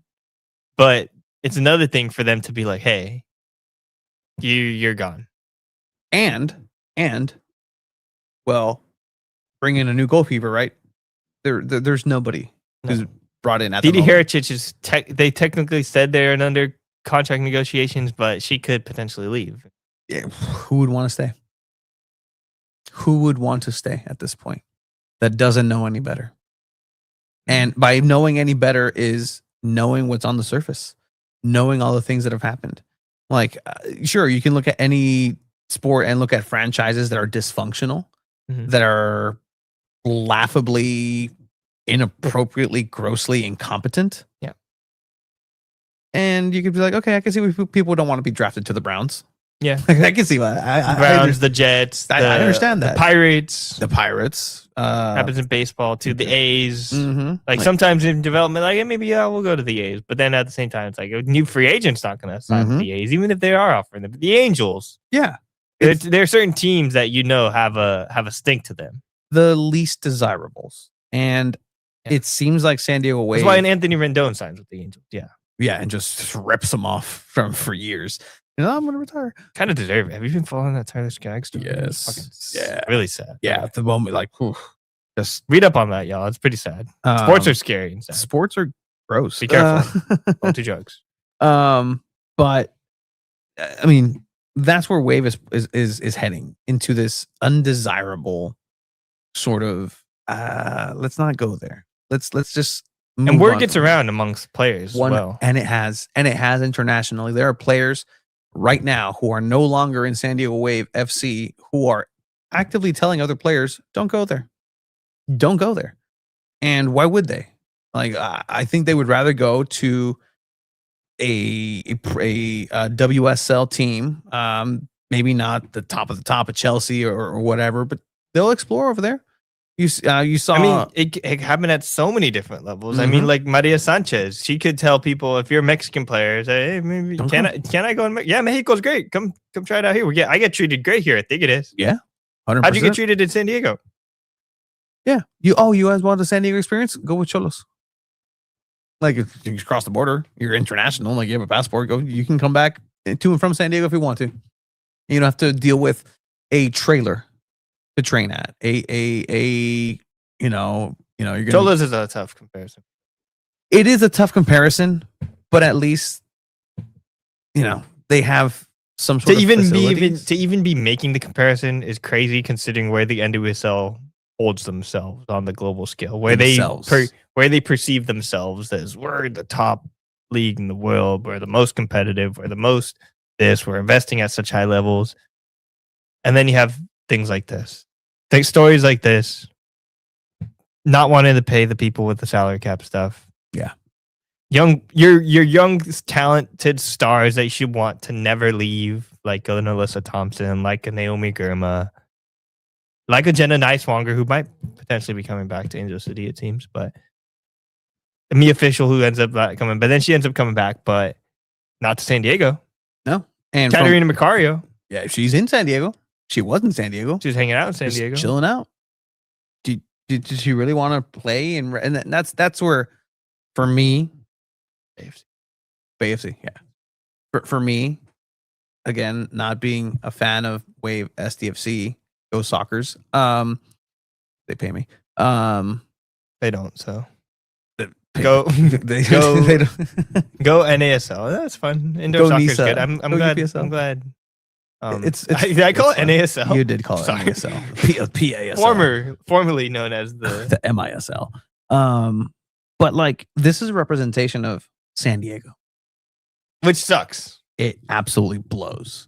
because that's what it was when the Chargers were here, and I hate to use that word. Yep. I hate to make the comparison. I think earlier Philippe said that, like, is this a new our Wave ownership, Wave owner somehow related to Dean Spanos or the Glazers? They have the same representation. Hey, yeah, I got you following the Soccers. Check them out. But it's a representation of San Diego that sucks, dude. it's unnecessary. Like, you were there, you had this city by You the still can. you sure, but it's. I'm gonna be not tough. saying it's. I think, and people tend to, especially when it's still here in San Diego, people tend to fall in love and stay in love with the players that are here, that are committed, that are like trying their best. Because I don't think any of this stuff that we've been talking about can be attributed or blamed on players. No, Or nothing. Like an environment that they create too. Sometimes it's like, oh, the players are creating a toxic environment. It doesn't seem that way at all. From my understanding, Kenza is very demanding and she's kind of hard on the players and teammates and everybody, but that's because she has a standard. And that's a good thing in sports. You want 100%. players like that too. Yeah. And that's why she's going to be the captain coming up, more than likely. I think it's probably going to be Kennedy Westlake, but I don't think it should be, but I think it will be. Kenza has enough grasp of the English language. She doesn't to- wear the correct color. She doesn't wear the right flag of red, white, and blue. Her flag is red, white, and blue, but it's not the right flag for what they would want to choose marketing wise. Le Blues. Well, I mean, marketing wise, like the biggest. If I had to choose, if my choice, Kenzadali was the cap. We talked about this all last year. That Kenzadali was already the captain. Who is on? Okay, because they replaced her. Yeah, 100%. Like, I was like, who's on their header? And because that used to be Kaylin Sheridan right in the front and center. It's the internationals. There's one American. Who plays for the U.S. youth national team at across a lot of levels and the actual senior national team. Yeah, sorry. as of now. Now the senior national team. You have a ghost in Adriana Leon, and some good French players, and Gia Corley. Yeah. Who technically she might play for America too. She hasn't officially. She hasn't. Yeah. So she did an American camp most recently, which is really interesting. Like she could end up with the U.S. Could go back to Germany. It's or McNabb. I mean, McNabb. That's a stronghold right now. That's the only one. Dude, who's the it. second longest tenured player on the Wave?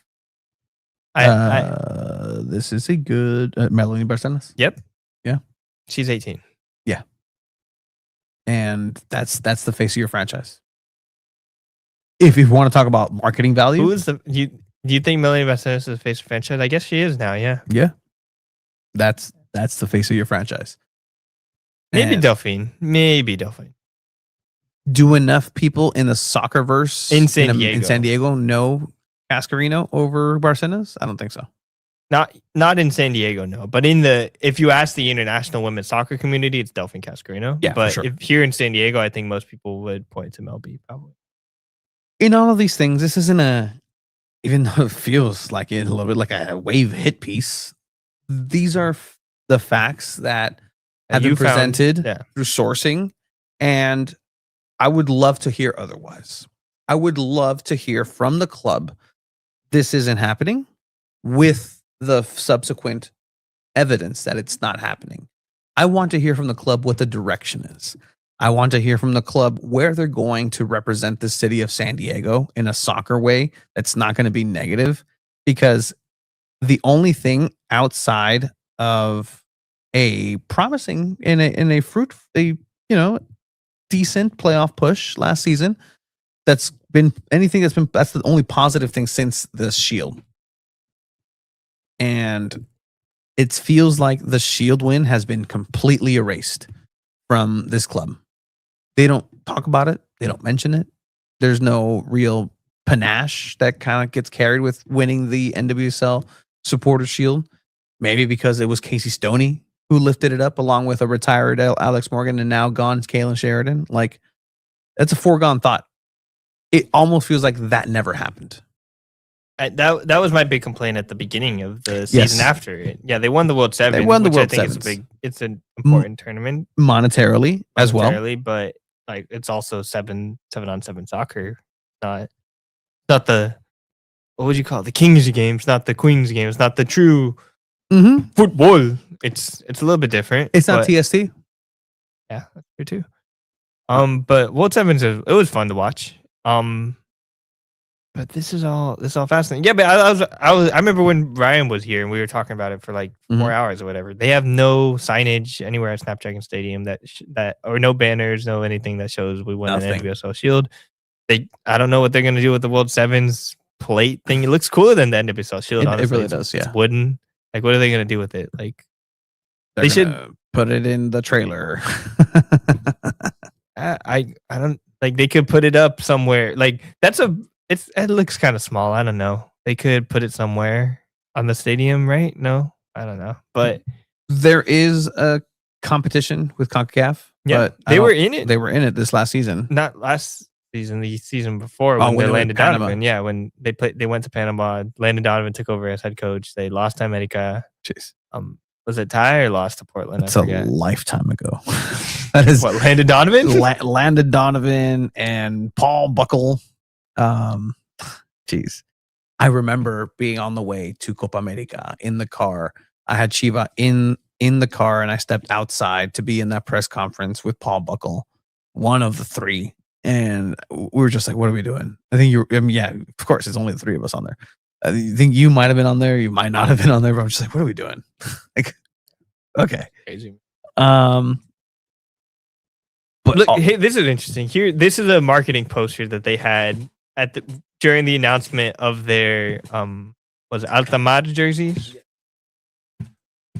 It's interesting to see who they have on this, as far as the way they built their roster and what it is. So here on top in the bright colors, you have Melanie Barcenas, who Tony has determined is the face of the franchise. Yes. Mackenzie Roby, who is no longer with the team, but was one of the longest tenured players on the team. And Kennedy Wesley, right? Is Kennedy Wesley up on? Yes. Okay. Yeah, Kennedy Wesley, who took over some of the captain's duties when Kaylin Sheridan wasn't there. On the bottom side, is it the same players in blue? Same players in blue. Okay. Which I remember I had there was a like cup holder too thing that I had, and like Maria Sanchez was one of the main players featured in this. God, I love the studio sometimes. I know exactly where the shit it's at in this mess. Yeah, see, so like Maria Sanchez is one of your main players that's being highlighted here. You have Kaylin Sheridan on there as well. Who else is on there? Let me see that. You have bad eyes. Mackenzie Roby and Delphine Cascarino and Kennedy Wesley and Kaylin Sheridan. Yeah. Man. Kaylin, this is just crazy, man. It'll be interesting to see where she ends up. Yeah. Sources did say that she already has a team. Yeah. She already has a team. Likely in the NWSL too. Yes.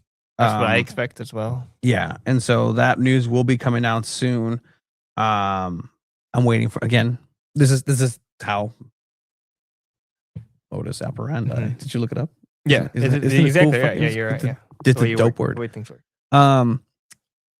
For myself, I don't come in here and say, hey guys, source information from one of my sources. I always want to make sure I have two. Always. At least, yeah. Like, and at times it's more than that. But yes, if one person tells you something, it's okay, that one guy told me something, or that one girl told me something. This is the question that's been here from the beginning, and then he put it earlier. Who we trade for? Who do you want to see them sign? Who do you want to see them bring in? Probably from what you said, it sounds like a young, cheap Yeah, goalkeeper that could be from an international team. because It they were seems like- looking for that French goalkeeper from Juventus. Oh, okay. The name escapes me. Goalkeeper, Juventus, women's game. Pauline, or another guy. Oh, they have her sister. Juventus has Casarina's sister. Oh, that'd be interesting. That'd be cool. But yes, I know there was another name that was floated earlier. Where'd it go? But any guess right now is as good as anybody's. Oh, yeah, here we go. Should we Claudia trade Dickey. for Okay, Claudia that'd be Dickey? interesting.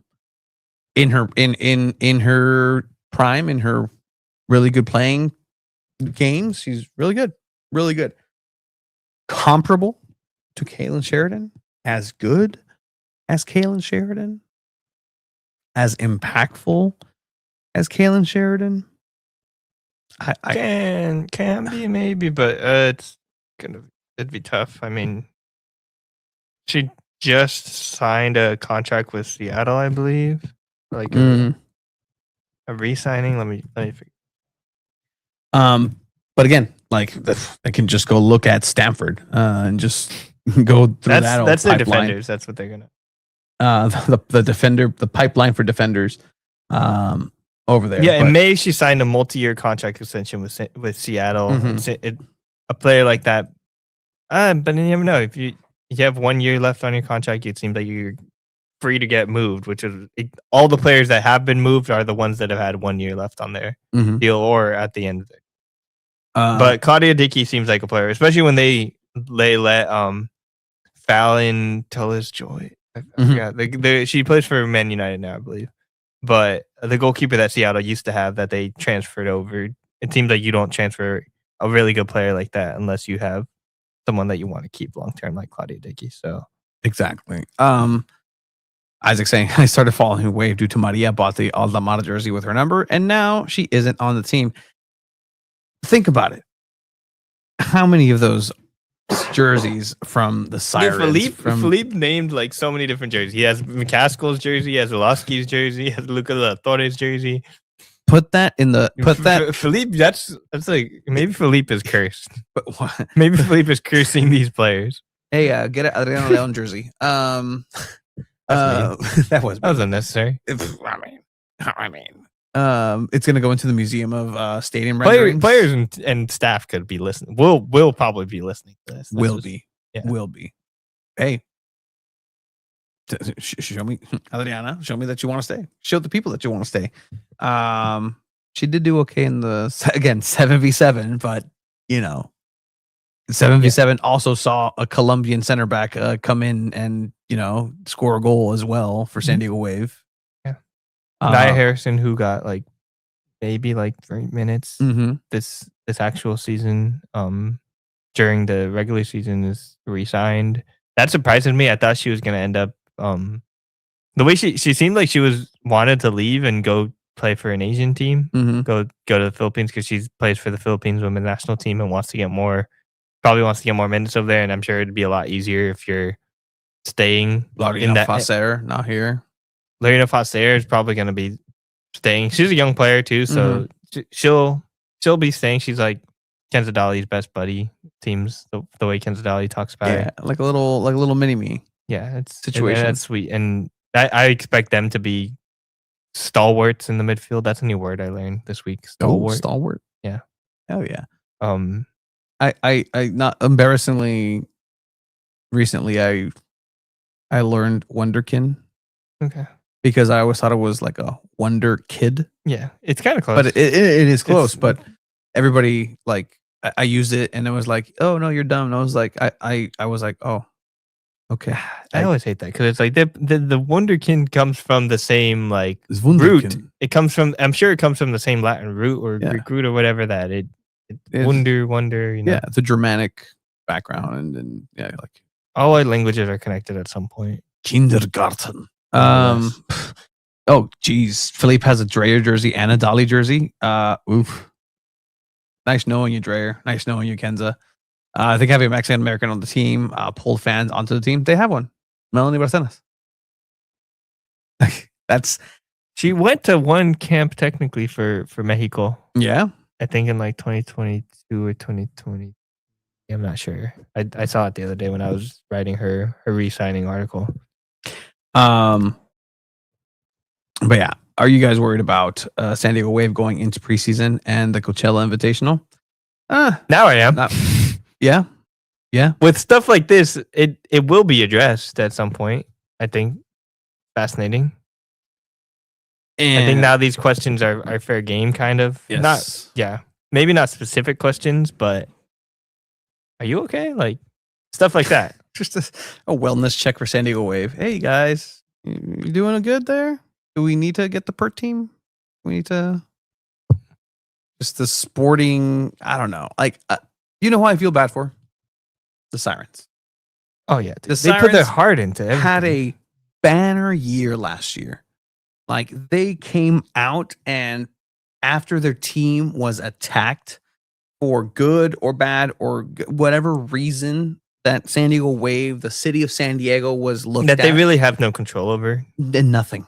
And they were the ones that were Had to deal facing with it. Yeah.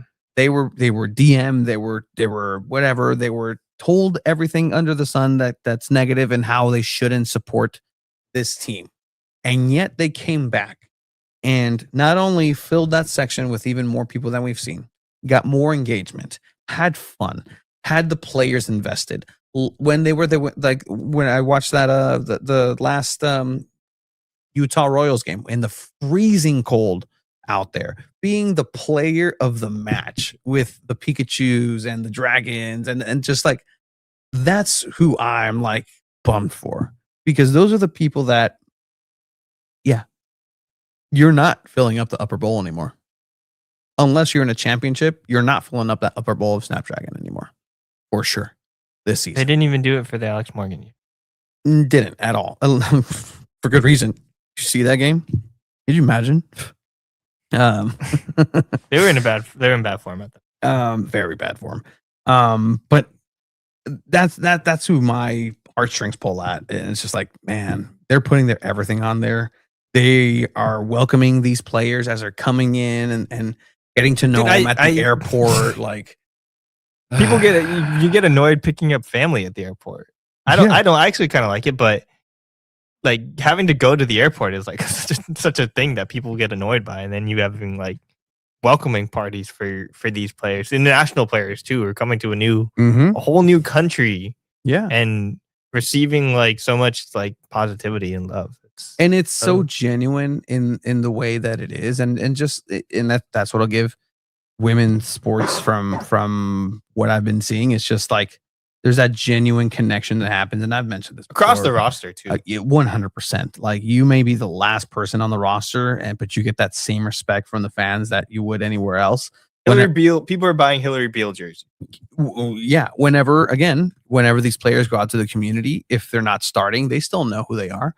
And I've mentioned it before, like working with kids, right? Like there's something that San Diego Wave fans have that I haven't seen as much from San Diego FC is like the ball knowledge of like little girls who are like, oh, Kennedy Wesley, oh, she had a fantastic year. She plays like this and this and this. I have her card. I have this different version. Like just knowing the players in depth, not just as a personal thing, because like for my taste, that's really true. I never really think about that, but like you ask the normal like kid that goes to San Diego FC game, who's your favorite player? Chucky Lozano.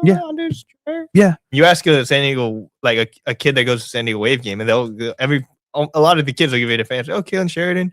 Oh, Kennedy Wesley. Oh, Delphine Cascarino. Ken Zadali. Like it's crazy. Yeah. Who was? I'm trying to remember who it was. There was a player. That there was a little girl. Oh, you like San Diego Wave? I was doing my rounds at the schools. I'm like, you like San Diego Wave? It's like, yeah. Like, I actually have my binder with my cards today. Oh, sick. I'm like, okay. First of all, binder, great. That's cute. Opens it up, and she's like, who was it? I think you remember telling me the story. Was it Amira Ali? It might have been Amira Ali. And she's like, yeah, no, Amira. She came in and she did well, and I think she had just left. She's like, I know now she's went over to Valencia, and I can't watch her anymore, so I'm pretty sad, but I still have her jersey. And it's like, oh, like this is love and dedication to the game, to the sport, to the people. That's And- beautiful, man. Like the Yeah. ability for that to be created in such a short time for a franchise is like that's beautiful. I think back to like when I was a kid. Like I probably had that. I probably had that love for the Padres. I probably had that love for the Chargers. You know, like my mom was telling me, like she was like, you used to be annoying talking about the Chargers. You would come back. I would come back on a Sunday and tell her all about the game, and she would just like glaze over and not pay attention. Now these kids get to experience that, and it just sucks that stories like these now have to be connected to Yeah. that. And guess what? Guess who finds out about this muck? The kids. And then again, asking these stuff. It's pro sports though. It and is. it's part of it, and I think it's important that everyone learns part of this. You know, it's not just the kids. You know, I think sometimes we do kind of tend to go back to Yes. that in terms of like women's sports and women's soccer. Like it's for the kids and for the little girls. It's for everyone. Man. It's for everybody. There's so many people that are interested and care But don't deeply. But again, don't let people down, because then you're not following through, and it just seems like performative pandering for these communities, and you know, like there's no need for that. It's already genuine enough. The sport speaks for itself. We sit here, we talk X's and There's O's. a Kira Caruso mural. There's a Kira Caruso mural. Yeah, very, very, and little things like that, right? Like those murals that are around town for different players. Like the team doesn't go out and really like do the pomp and circumstance for what it deserves. And I really hope that moving forward, like that's their New Year's resolution. We should have done that. New Year's resolution for clubs. We can do that next week. Next week. With Chiba here. But look, I'm sorry, Padre McPadre. You know, I was excited for this upcoming season, but after this episode, not so much. I'm sorry. I hope that there is a way for your fandom to be rekindled in some way, because I love when people enjoy the game, when people enjoy the sport and are there for the genuine reasons. But this is the direction it's happening. And guess who the people that actually have a say in this can do? The fans, the people who pay, the people who invest time, money, everything. There are $17 tickets from what I saw moving into next season. Very interesting number. Yes. Which is $1 less than a certain other number. Mm-hmm. And look, if that's going to get some people in the door, great, sure. Like, I hope to see Snapdragon filled and represented by San Diego soccer and sports fans, and I hope for that for both teams. But man, it's going to be tough to do it on the Wave side, and it's going to be tough to really kind of sit there and see what these young players are going to do. And maybe this is a new thread. Maybe this is a new. You know, Yeah, maybe Jonas Eidevall finally gets to like fully implement the system. Yes. This 1 year you're starting to build. Next year you completely make it different, and now you're firing on all cylinders. Anyone can fit into the system, especially young players who can kind of have fresher minds, wet sponges. You know, like able to suck all this new information up and aren't maybe as set in their ways as some veteran players. You could always like think of things like that. So these are also, all this being said, they could probably end up still probably be in the playoffs next season. Exactly. Doesn't make it a losing season for sure. Yeah. Why didn't they go over for Michelle Alonzi? I mean, Alozier. There is, again, going to that thing of like, yeah, you can go for somebody. It's going to be for money, but do they want to be here? Does a player in the NWSL want to be here? And I'm not here to decide that for anybody, but that's a real conversation that's going through a lot of players' heads. Do I want to be in San Diego? Do I want to go into crazy, San Diego man. Wave? And until proven otherwise, a lot of that answer is for right now, no. But the state of soccer in San Diego, it is what it is. Ooh, there's an interesting piece about the state of soccer in San Diego. I There don't know if is 100%. And you can saw this find that. on SanDiego.Futbol. You can read, go up to the red, you're down there. Yeah. I know The my way State of around my Soccer website. in San Diego, 2025, written by Robert Pearson, aka Procrastinating Puma in the chat. Sorry if Shout I'm out. exposing him there, but he wrote a great piece, long piece about just 2025, everything that's happened. Soccer, SDFC, San Diego Wave, soccer, everything. the college, the lower division teams, all of everything. It's quite a lot. It's a lot of stuff that It was impressive. it's impressive how much he was able to put together. It's fun reading it, fun editing it. And he's got a big future, that kiddo. I love it. The guy who wrote that probably wishes he knew the wave news that he heard before writing that. I wish I knew it too, Puma. Yeah. Sorry, maybe you That's- can write something. No, yeah, that's the nature of this. I just come in and drop stuff. Yeah, sorry about that, Puma. This is fascinating, man. I wonder what the reverberations of this are gonna be. If any. Because again, there could be apathy. There could be complete Oof. apathy from this, and then I think that's even worse. And nobody cares. And that's the thing. Like, who does care? Tell me, who does? Who We care. We're covering it. We care. Yes, we care. The Sirens care. The people who are invested, like who are here. Thank you. I'm very thankful for that. But like, the general populace of San Diego Wave that are going to be there, like, it's going to be interesting to see what the retention rate for fans is going to be next year for for San Diego information like Wave. this. And yeah, okay, that's true. And not just saying the information that comes out after this episode. No, they've done it themselves. Send them Kalen Sheridan. Like, that's going to be very interesting. Mhm. And if and when Sheridan, Freaking schedule coming. Oh yeah, when Sheridan share her title. Yeah, that would. She That'll could be fun. Yeah. That'll be fun. I'm trying. I'm trying to track it down and get it from the person himself. For sure. I think players do want to come. I think Eidevall has installed back a good culture, and you can see that even the players have faith in him. And yet, some players, that's definitely true. Mhm. Some players, if the team's playing well, they have a good system that they like. It's high press, high offensive style, and they have a spot that they think they can fit into that system. The players, that's all that matters. Yeah. You paying me a fair amount? Am I going to be playing on a good team that's making the playoffs?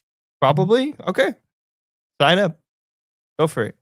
I have But a lot of this other stuff makes it difficult, especially when there are so many NWSL teams, such a competitive league, as they keep saying. Here we go.